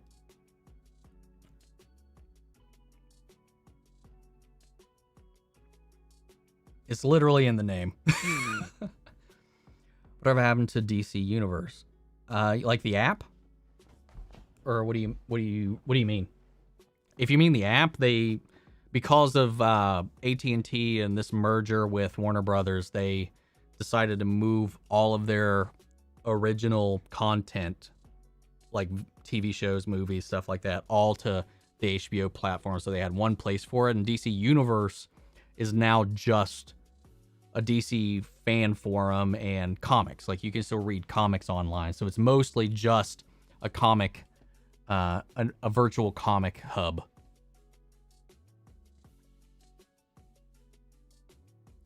Thank you, Burger Boy. I'm glad you like the reactions. You don't have them, Andy. Damn it. That sucks. I think it's because of like Sky or something, because of what I was reading. Whatever licensing deal they have with Sky over there is why there's no HBO Max yet. That's dumb. Mjolnir was destroyed, so it'd have to be a variant hammer, at least to it. That's a good point. Didn't think about that. Stormbreaker didn't have the same spell cast on it. It's a good point. I forgot about that. Jack just joined the Discord. Welcome. Why would Snap be a concern to them if Thanos wasn't? Doesn't make sense to me. We'll see. Probably because they literally half the universe disappeared, including the Eternals, most likely. Probably was a reality check for them. Titans has been such a disappointment. All the potential they have with the characters in it. What disappointed me even more was, like, it's 13 episodes. Everybody and their mom complains. Even me has complained, like with the CW shows, that they would benefit and have a tighter storytelling by having fewer episodes. If they didn't have 20-some episode seasons, they might have less filler, more tight and cohesive storylines, and there'd be less filler. There'd be more room for creativity. You wouldn't burn out a lot of your storylines fast like you would. It'd just be tighter. What was disappointing about this was coming from DC. This was a DC original show. And they let them play with more stuff. They got to make more references. They had, for the most part, a lot of the restraints that are forced upon the CW off of them. They had a 13-episode storyline. I think it was 12 in season 1, though. 12 episodes. And there were still episodes that went nowhere. Dick's arc takes from season 1 to season 2's finale to conclude. And in the middle, it's not even an arc. It's a fucking silly straw. Like, his logic, they did not know what to do with these characters.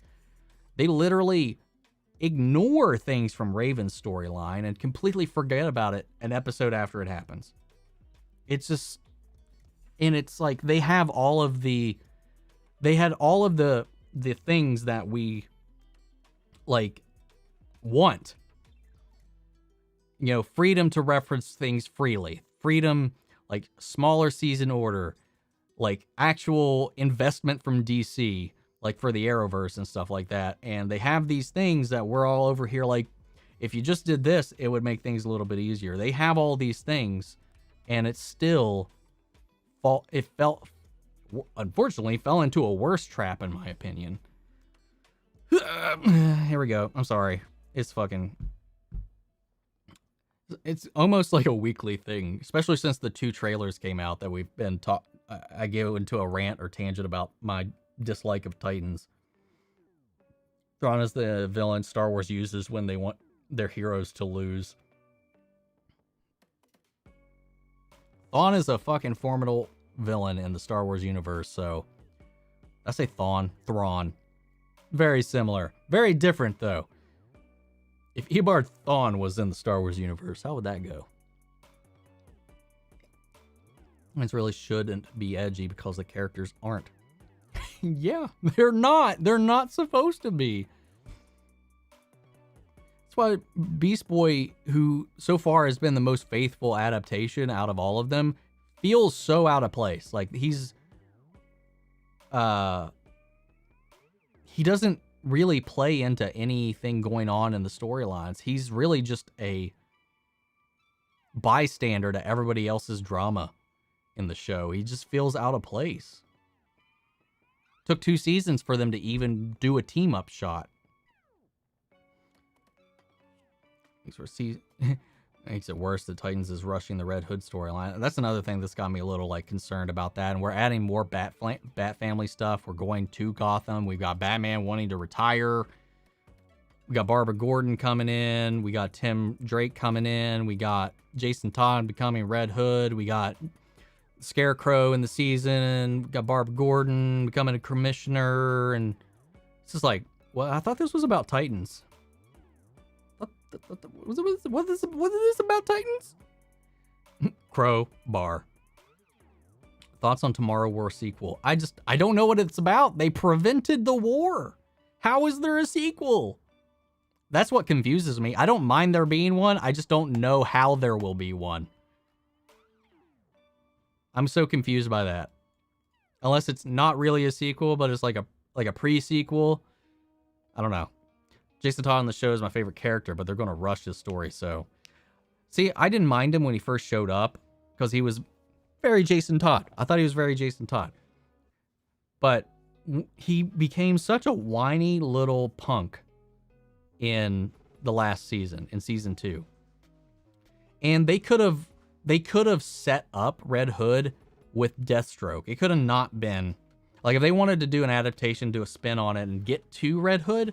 I felt they had the perfect opportunity within the narrative of the show when Deathstroke has him hanging off the side of that building. If Dick failed to save him in that moment, that could have been when Jason died, right? And then Jason would be dead throughout the rest of the season. And then somehow he reappears in season 3. His problem in the comics is with Batman, with the fact that he didn't kill the Joker, he didn't get vengeance, he didn't do any of that stuff. This would put him directly at odds and keep it contained on the Titans if he, instead of having that frustration with how Batman has been handling Gotham, he would direct his attention and his resentment to Dick Grayson for not saving him in that moment. And then it would put this conflict between the team and Red Hood and keep them at odds, rather than having them be parallel and avoiding him just going, "Wah, they don't trust me. I'm going to get on my motorcycle, leave my girlfriend, and just go cry." Wah. Stop fucking... You're welcome. I wrote a better season than your fucking show. I'm just playing with you, bro. Oh my god, are you trolling me? Have I watched the Dark series Dark on Netflix? I have not. I've heard good things about it, but like I said, there's a lot of things. There's so much to catch up on. There's like so many shows. So many shows. And that's one of the ones I've been told to watch, but I haven't found the time, man. I want the taxi guy to come back for Deadpool 3. It's very possible. Very possible. Welcome to the Discord, Jack. Welcome as well. Nah, for real though, have you heard of the Russianese series coming in 2020? Yeah, no. No. DC cut physical comics printing by 25%, which is why they're putting so much of the content into digital comics on the DC Universe Ultimate. Is there an Ultimate version now? Because my problem with DC Universe, because I would like it, and there's a lot of stuff already in that library, but one of the problems I have with it keeping up with new comics, they said new comics have like a 6-month window before they appear on DC Universe. I was like, if I wanted to keep up, do I need to stay? I'm confused. I know my buddy, he like keeps up with them, like one of my best friends, he keeps up with them actively as these things release. And he's like, well, I can't sign up for that. I'm not waiting 6 months to get a story. So is there like a new version? Like a new plan?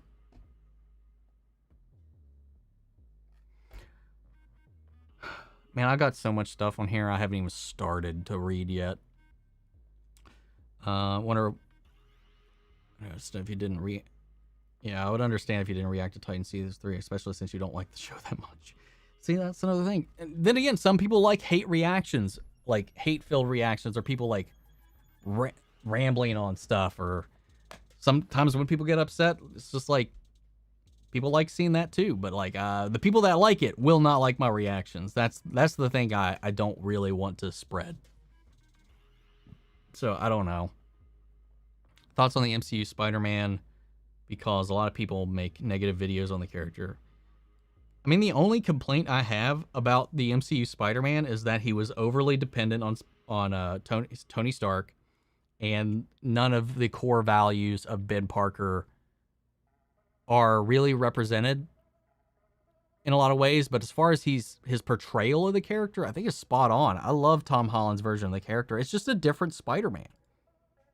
Multiverse.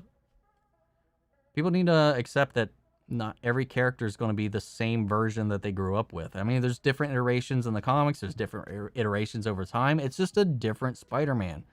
People are too attached. And I was like that before when the DCEU started, like when Man of Steel came out, and especially even more so when BVS came out. And BVS is still not one of my favorite movies, but I like it better now than I did when it came out. I hated it when it came out because I just couldn't detach myself from my expectations of what I think Batman should be, rather than accepting that this is a new Batman. This is its own Batman, its own story. Roll with it. Roll with that story. You're too attached to what you think should be happening rather than what's happening in the story. Now, the story in BVS was still not that great or that well executed, but it's whatever. Wow. Did I catch that Chucky trailer? I did. Reacted to it. It's on my channel. Check it out. I'm excited for it. Chucky's one of my... I think Chucky's a Child's Play. That series is an underrated series. I think it lost a lot of the seriousness and faith with a lot of people when it started getting really, really weird. Like with Bride of Chucky and Seed of Chucky. I think that's where a lot of people started to fall off. But I think the first three are actually really good. I do like Bride of Chucky and Seed of Chucky. Cult of Chucky and everything. I like all the Chucky movies. But like, I think it lost its mainstream steam once it started to become more of a parody of itself. But I'm excited for it because it's in the main Chucky universe. It's got the original creator, original voice. Jennifer Tilly's going to be in there as well. So I'm really looking forward to it. Steve used Mjolnir in the final battle in Endgame, so wouldn't Jane be able to use that one? I was under the impression, because Steve took it back with him into time, so I was under the impression that he was returning that hammer back to its time along with the Infinity Stones.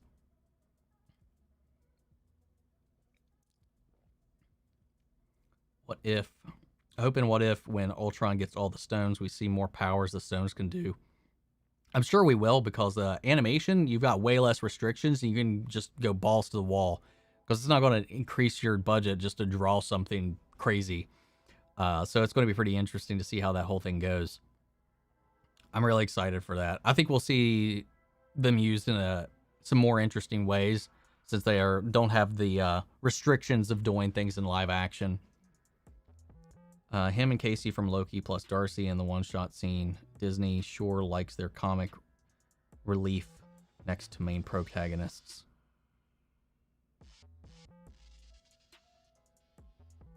I don't know if that was in reference to a different comment Sword made, but yes, I guess. Who's more threatening, Kang? Thanks. I think he meant Thanos there, or Reverse Flash.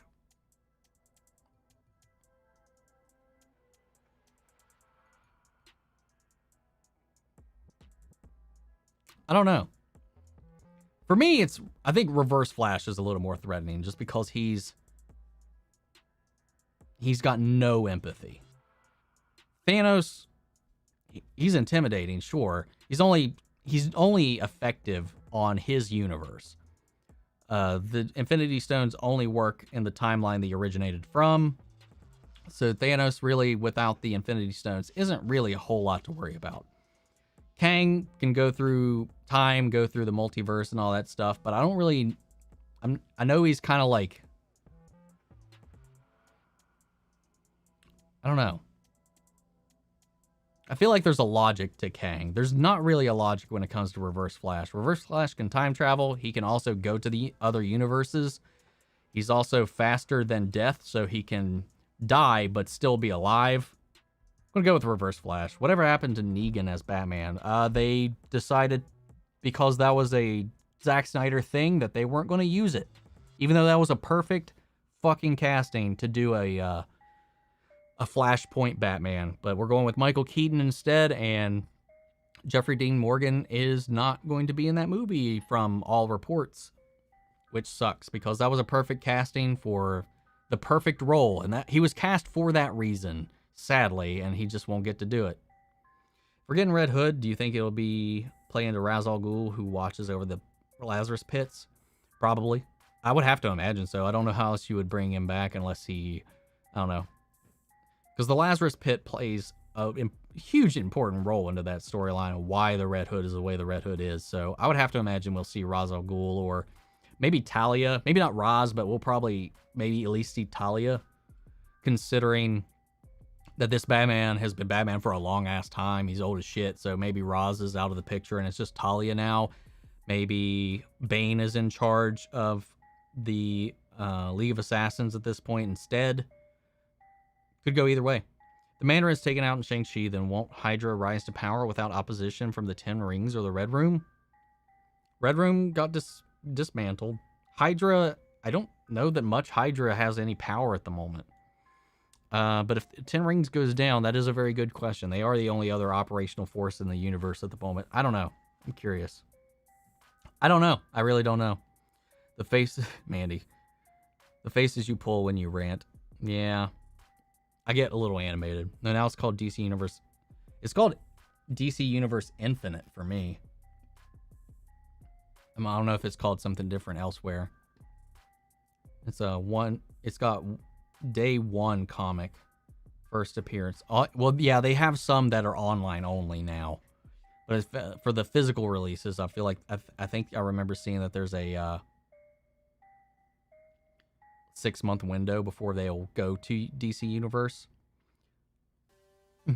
Shang-Chi, the Kung Lao of Marvel. I wouldn't say that. Kung Lao's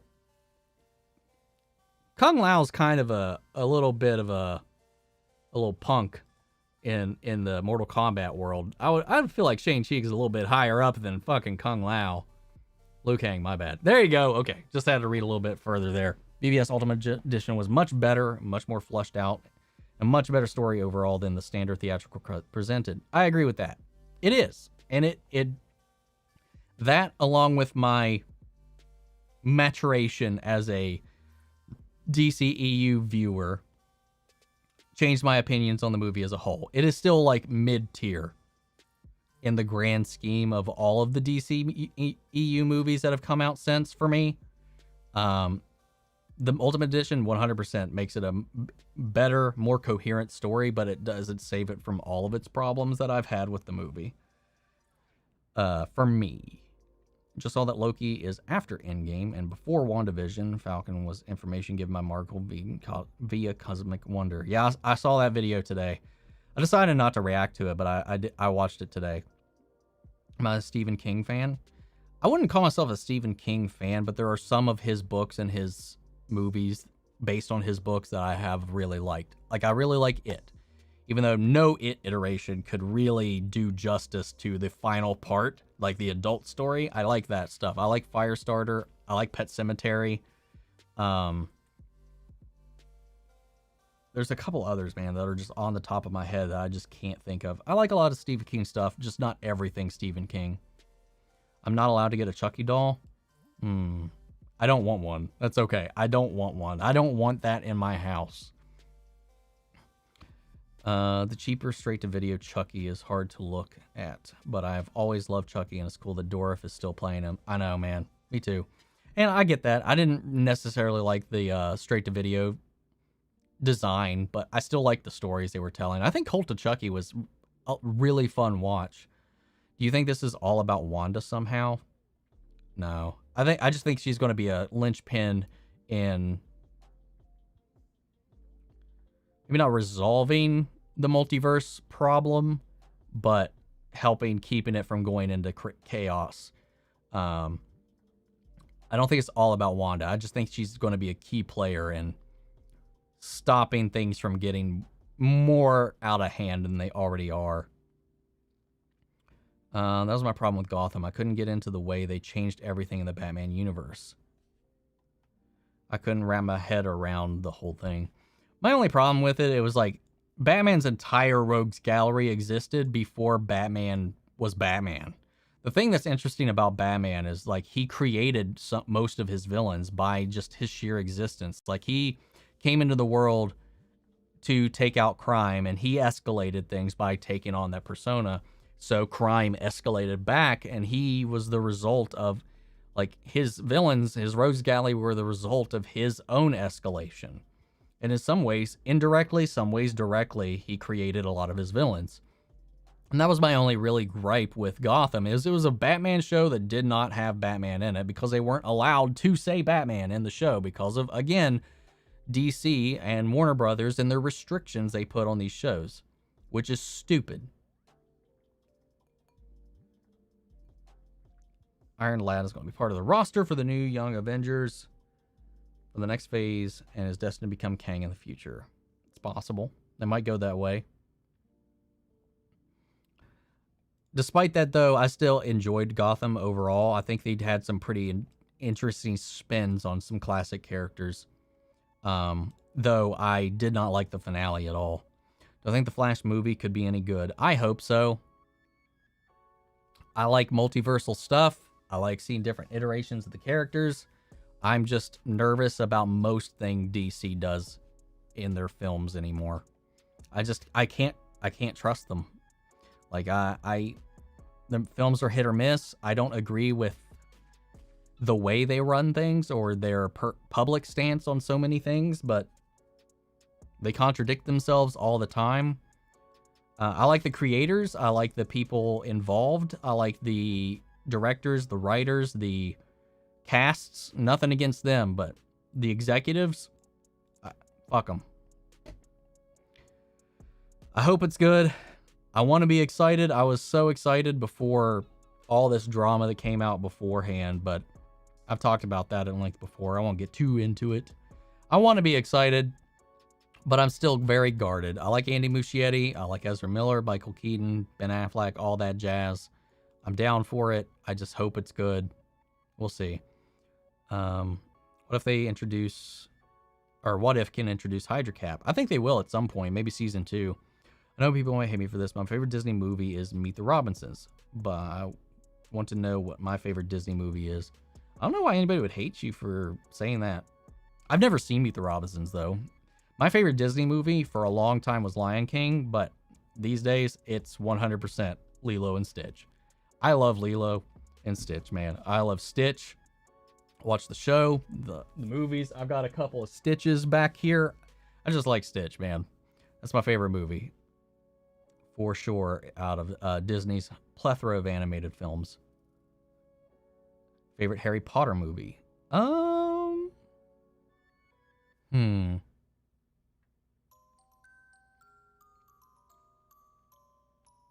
Either Azkaban or Order of Phoenix. I think Prisoner of Azkaban's my favorite.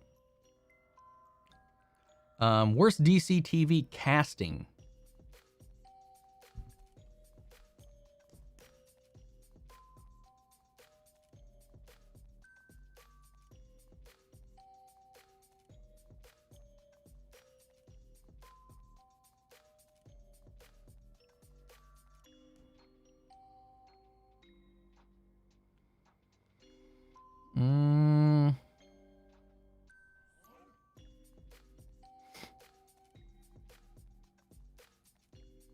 I don't know, man.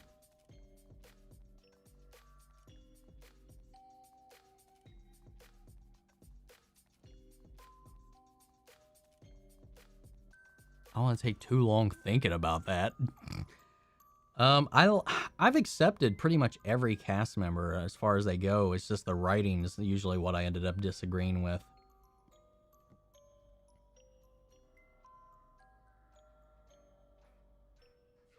I do have a technicality that I guess fits in, and it's not even because it's a worst. It's just an unfortunate casting. Kanan Linsdale, like, I love him as Wally West. I think he did a great job. I love him in the show. He left a legacy in the show and an air on the show that I really enjoyed. The downside to that is he was cast young. He decided he didn't want to act anymore, and they respected that and let him leave the show. They haven't recast the character because they still want it to be open for him to come back whenever for guest appearances, and he has sprinkled in every now and then, but you can't do anything with Wally unless at that point, without recasting, you can't do anything with Wally. So it's just unfortunate that they went that route. Like, I respect the CW for working with him, especially considering I think he was 18 when he signed on for the show, and he had no idea what he wanted to do with his life. So he did acting, and then he moved on to music. It stopped becoming his passion. So I respect that.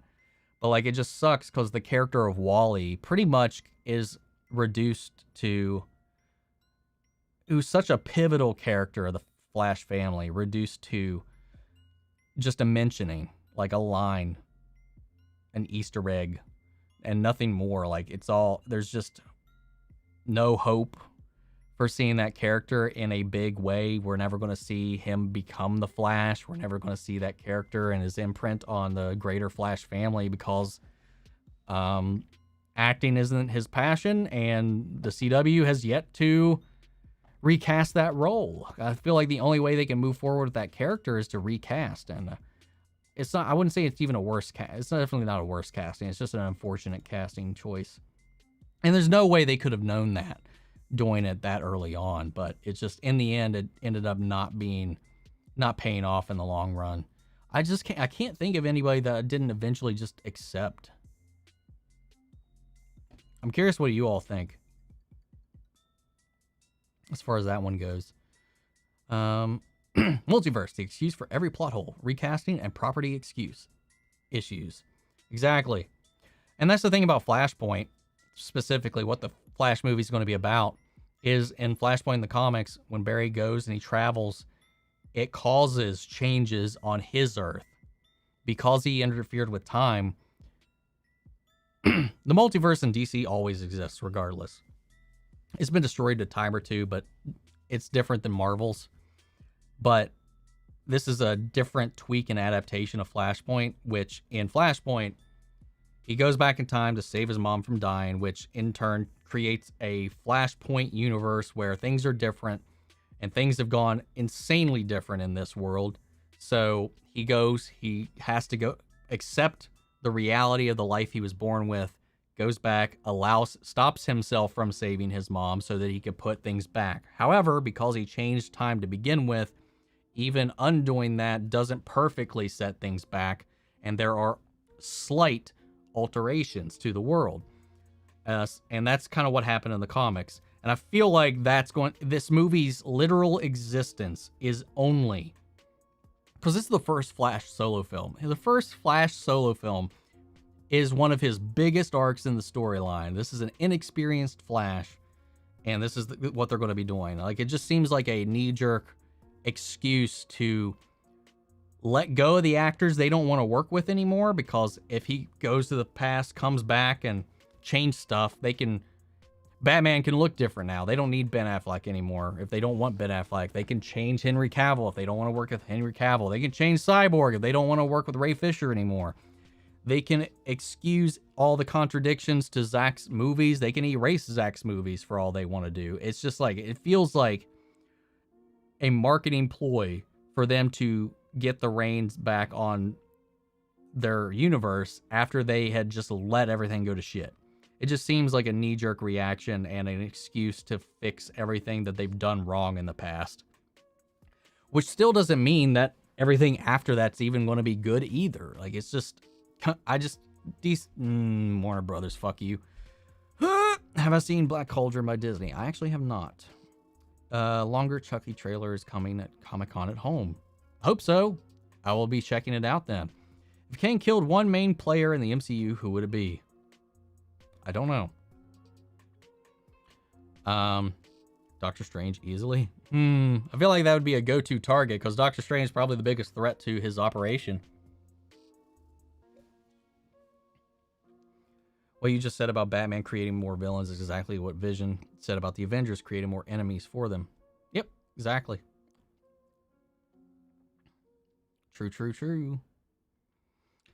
If we can a Flash movie and a Flash show at the same time, we can get a Batman show and a movie. Yeah, it's just Warner Brothers is stupid protective over Batman for some reason. Yet they make silly shit all the time with him that sometimes sucks. I don't get it.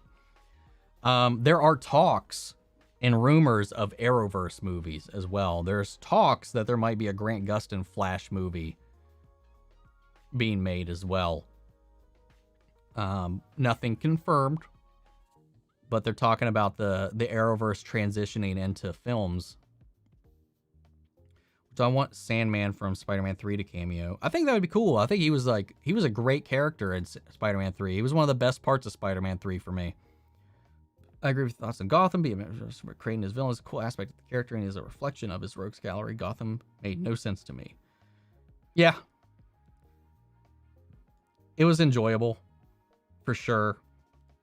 But it definitely was its own thing, which annoyed me sometimes, but I just learned to live with it after a while. Did you see the new Galactus action figure? So big, looks awesome. I did. I was like, holy shit, that looks awesome. I was tempted to get it, but we'll see. Favorite Pixar movie is Ratatouille, for sure. My favorite Pixar film, I think, is Toy Story 3. For me, I think. If I remember right. I think so. DCEU Big Bad right now is Darkseid and a Caterpillar. Now, Darkseid's not even part of the continuity anymore. It doesn't even... Darkseid doesn't matter. DC right now has zero interest in Darkseid. But yeah, Caterpillar is their biggest villain at the moment. What I'm really looking forward to is finding out if they do Flashpoint without Reverse Flash, I will be very disappointed. Otherwise, I really want to know who's going to be playing Reverse Flash in the Flash movie. Have I seen Tron Uprising? I haven't. I've wanted to. I really like Tron and Tron Legacy and just the Tron lore and all that, but I haven't seen the animated show. I need to watch it, though. Superman Man of Tomorrow animated movie was pretty sweet. It was. I really liked it. I really like the new animation style for the new animated universe. We still have like 2 weeks, I think, until part 2 of The Long Halloween comes out, because I've put off watching part 1 because I want to watch them back to back, and then I'll give you guys my review of the film after both parts are out. But Man of Tomorrow I thought was really good. I've heard a lot of people hate on it though, but which I kind of get. I can kind of see, like, with how the movie resolves itself, it can be a little disappointing for a particular subset of people, but yeah. Totally agree. I also didn't like how Bullock and Montoya were also in this, when Montoya was an animated series character and they both had to deal with Batman. Though I loved Bullock in the show. I loved him in Gotham though. Like Donald Logue is an actor I really enjoy watching. I liked his portrayal of that character and his relationship with Jim. Spider-Man, the next MCU movie to come out? No. It's Shang-Chi, right? I think that Shang-Chi is the next film to actually come out.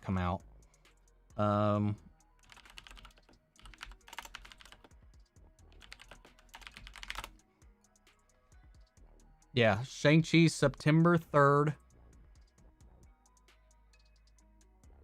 Eternals is November 5th. Multiverse of Madness is March 25th. When is Spider-Man? Spider-Man is in December. Okay, so next is Shang-Chi, then Eternals in November, Spider-Man in December, and Doctor Strange in March of next year.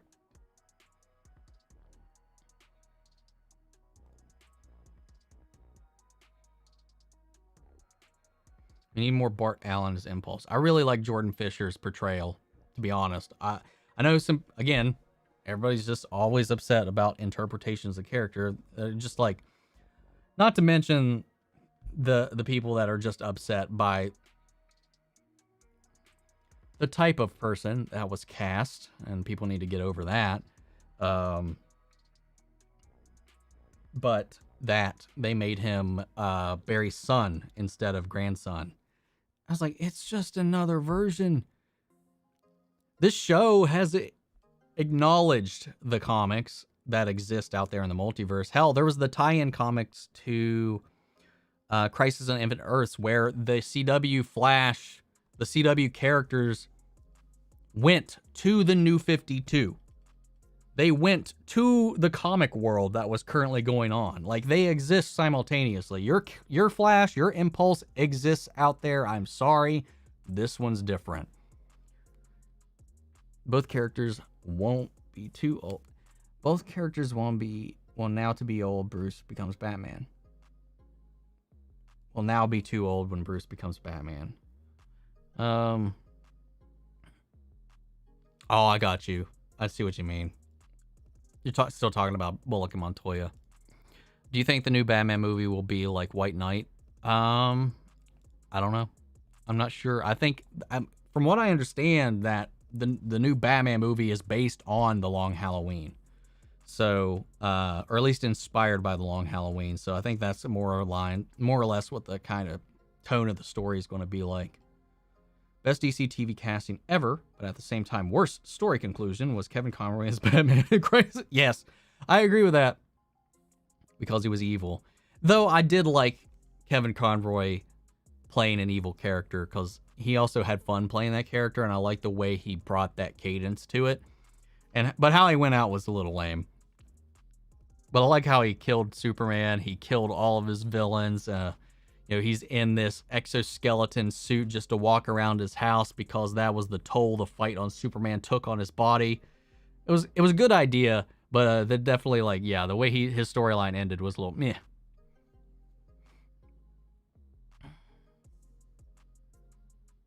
You think Captain Marvel 2 makes Montoya the new Captain Marvel? I don't think so. I think she'll just further be Photon or Spectrum, whichever one she goes with. I don't think we'll get rid of Brie Larson in 2 appearances. I feel like she'll stick around a lot longer than that. I don't think there will be a new Captain Marvel, but we will still have Miss Marvel come in, because I'm pretty sure they confirmed Miss Marvel is going to be in the movie. Of course, you've got Monica Rambeau that's going to be in there as well. So we'll see. I just feel like it's too early to do a passing of the torch. Black Widow is so average. I still enjoyed it.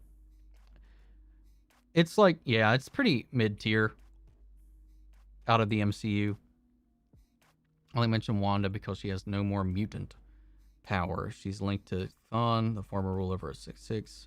Maybe I'm totally off, and the endgame doesn't involve her. His endgame doesn't involve her. Well, the thing is, that lore can be completely different in the MCU. I don't think it definitely won't go that route. I don't think it's going to adhere to it that closely, because just the way the MCU is structured is just very different. Everyone knows Harley Quinn started out as an animated series character first. Yeah, I feel like the general populace doesn't know that, which is interesting. Imagine Anthony Starr or Michael Fassbender as Reverse Flash. You know how I was talking about earlier? I'm not sure how many of you were there in the beginning.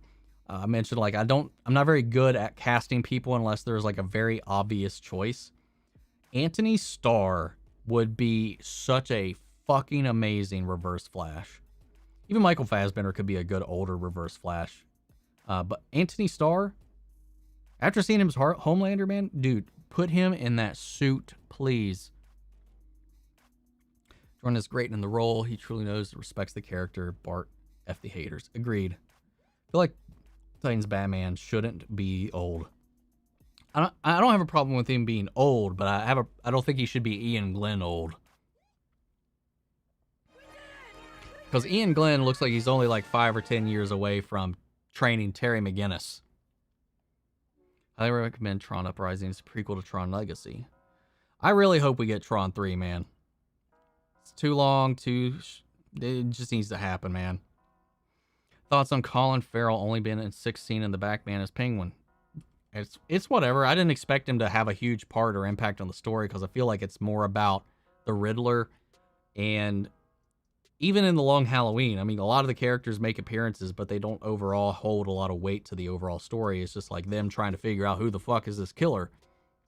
So I feel like I don't feel like he doesn't seem like a character that's going to need to be.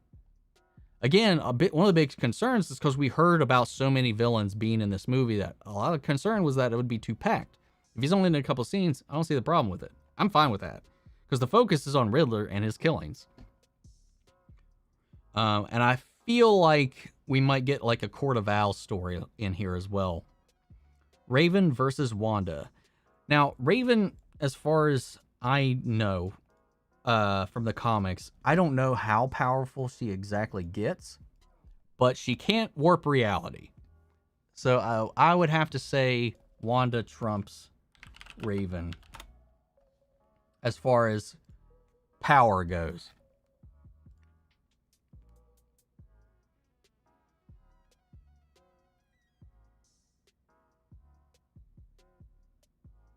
Never mind. Raven can do the same. Shit. I was just reading here. Raven is able to alter and warp reality at a whim and has destroyed an entire city and its population, reverted it back to normal just to show she could do it. She also once unintentionally created an interdimensional being that was so powerful it said capable of destroying the heavens and entire planets. Raven herself has been known that she could destroy the universe. Molecular reconstruction. Apparently they're just the same fucking character, so I underestimated that. Well, fuck. I don't know. That's one of those things where it's just like, well, really, it's pretty even. I hope they keep the guy they cast as Torres. I feel like he earned the Falcon role. I did too. I really liked him. Like his performance, like his air, just everything about that. It's pretty interesting.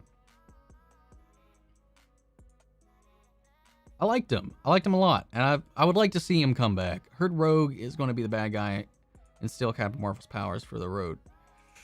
If they do that, ooh. If that's how they introduce Rogue, that's harsh. They could do it. I mean, we know mutes are coming. We don't know when.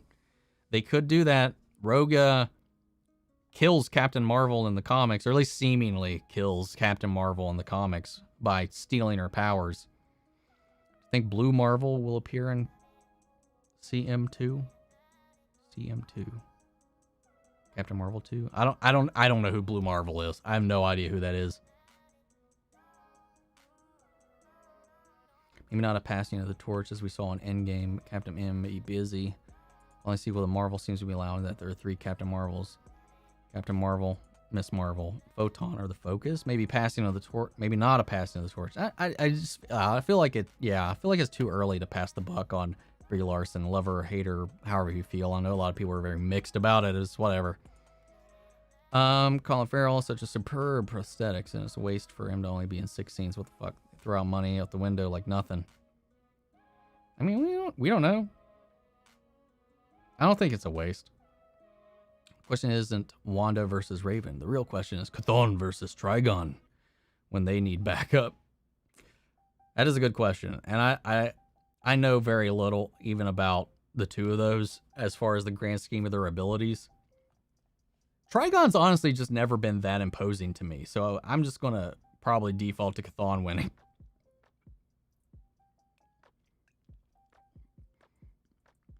What if Wanda being a Nexus being means that she is the only one like her throughout the entire multiverse?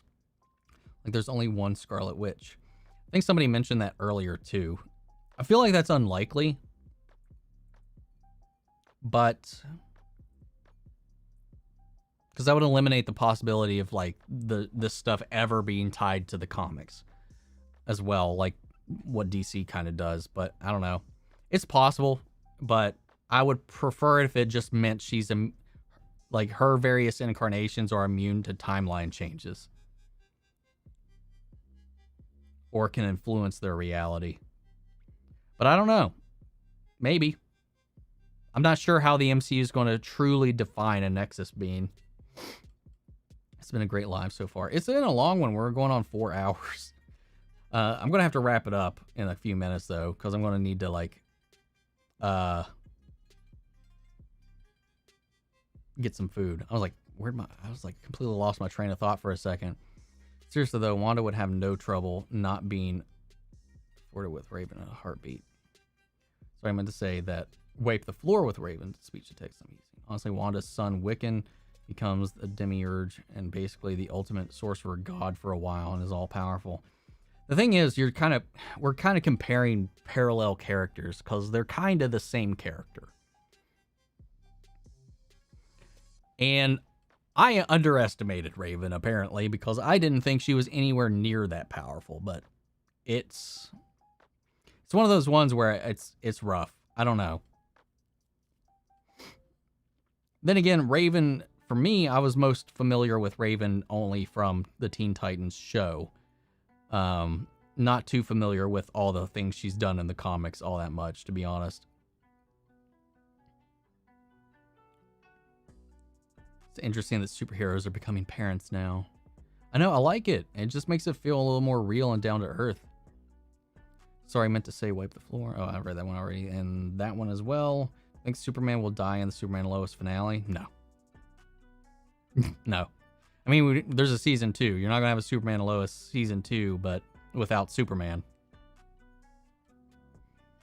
And it's way too soon for Jordan to take up his father's mantle. So, no. I don't think that'll happen.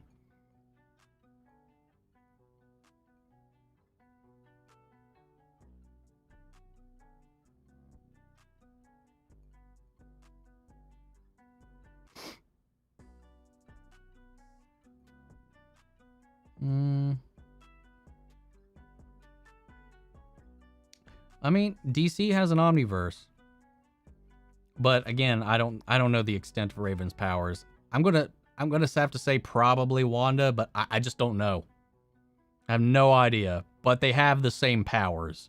So it just kind of comes down to both can destroy universes. So it just comes down to I don't know which one's more powerful or where their limits actually cap. So I can't say for sure. John feels like he has more of the Superman morals than Jordan. Part of me feels like they just have to fucking do a Dragon Ball Z style fusion dance in the end and they would just become Superman at that point. Jonathan, though, is my favorite character in the show. No. DC 100% has an Omniverse. It was literally the encapsulation of their last major story arc.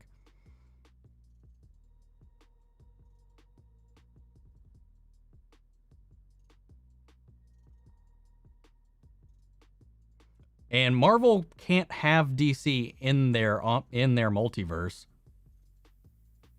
That's not how that works. I feel like things are getting a little misunderstood now. I mean, it can be fictional, but they can't claim its existence in any way, shape, or form. One, that would be a legal issue.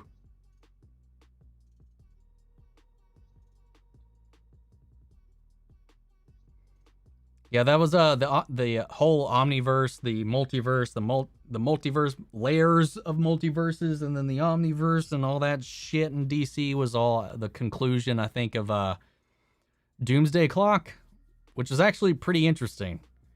But I haven't finished it. I've been trying to keep up with that one, but I kind of lost track of it. It's pretty crazy. Imagine Jordan becomes Superboy Prime and John has to fight him if he gets powers. I thought that. That was kind of my theory, that because before Crisis, they only had one kid, but after Crisis, they had two. There was a theory that Jordan would have been the son that was from the pre-Crisis event, the one they actually gave birth to on Argo, but he somehow survived the deletion of the universe, much like Superboy Prime did in the actual Crisis comics, and came over, and they just didn't know any different and thought, well, we have twins now. Or maybe they could. Maybe the reason they had twins was because he just somehow teleported into Lois's womb. But I don't think they're going with that part. I don't think they're going with that direction now, because I feel like there's been a lot of growth and character development and all that junk with Jordan and Jonathan, their relationship. I don't think we're going to see a Superboy Prime twist down the road anytime now.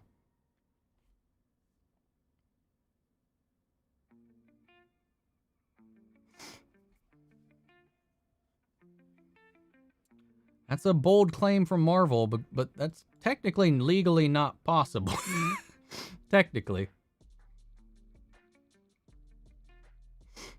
But then again, I mean, DC references, like, I'm pretty sure, I mean, DC at least has referenced all of the Marvel stuff as well. So I guess the reverse is true.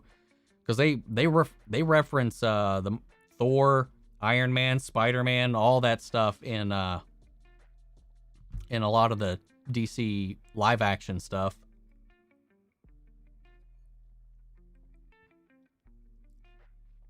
It'd suck if we didn't get a season 2 of Loki until January 2023, but that would make sense. Yeah, I hope it's not too long. They said it. Yeah. I guess it's the same for everybody, really. Because, I mean, I guess it technically works because they did do a crossover together once, so maybe that's why. But they're well beyond being able to touch on that anymore.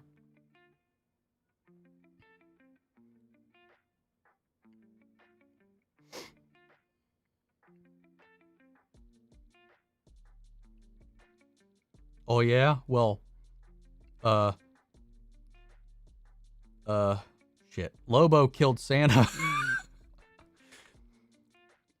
I'm definitely going to come to these more. This is a lot of fun. Don't really get to discuss cool stuff like this all the time. Yeah, I try to do this every Saturday starting at about the same time, 4 p.m. Eastern Standard Time, unless something changes, which I will always post on the community tab if something is going to change. But that's when I try to do it. But yeah, we're going to wrap up here. It is after 8 now. We've been going for over 4 hours now. So guys, thank you all so much for tuning in and hanging out. I think this is the most concurrent viewers we've had long term, especially for a stream this long.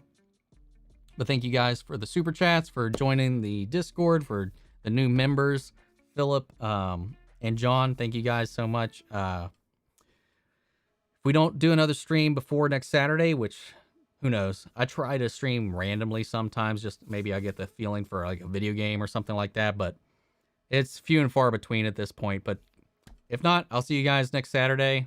I know we don't have any Marvel stuff really to talk about, but we can keep talking about this stuff. If news is slow, if the week is slow, we'll might just hang out and play some games or something like that. Who knows? All right, man. Take it easy, everybody. Thank you, Mandy. Everybody have fun. Have a good rest of your weekend. Take it easy.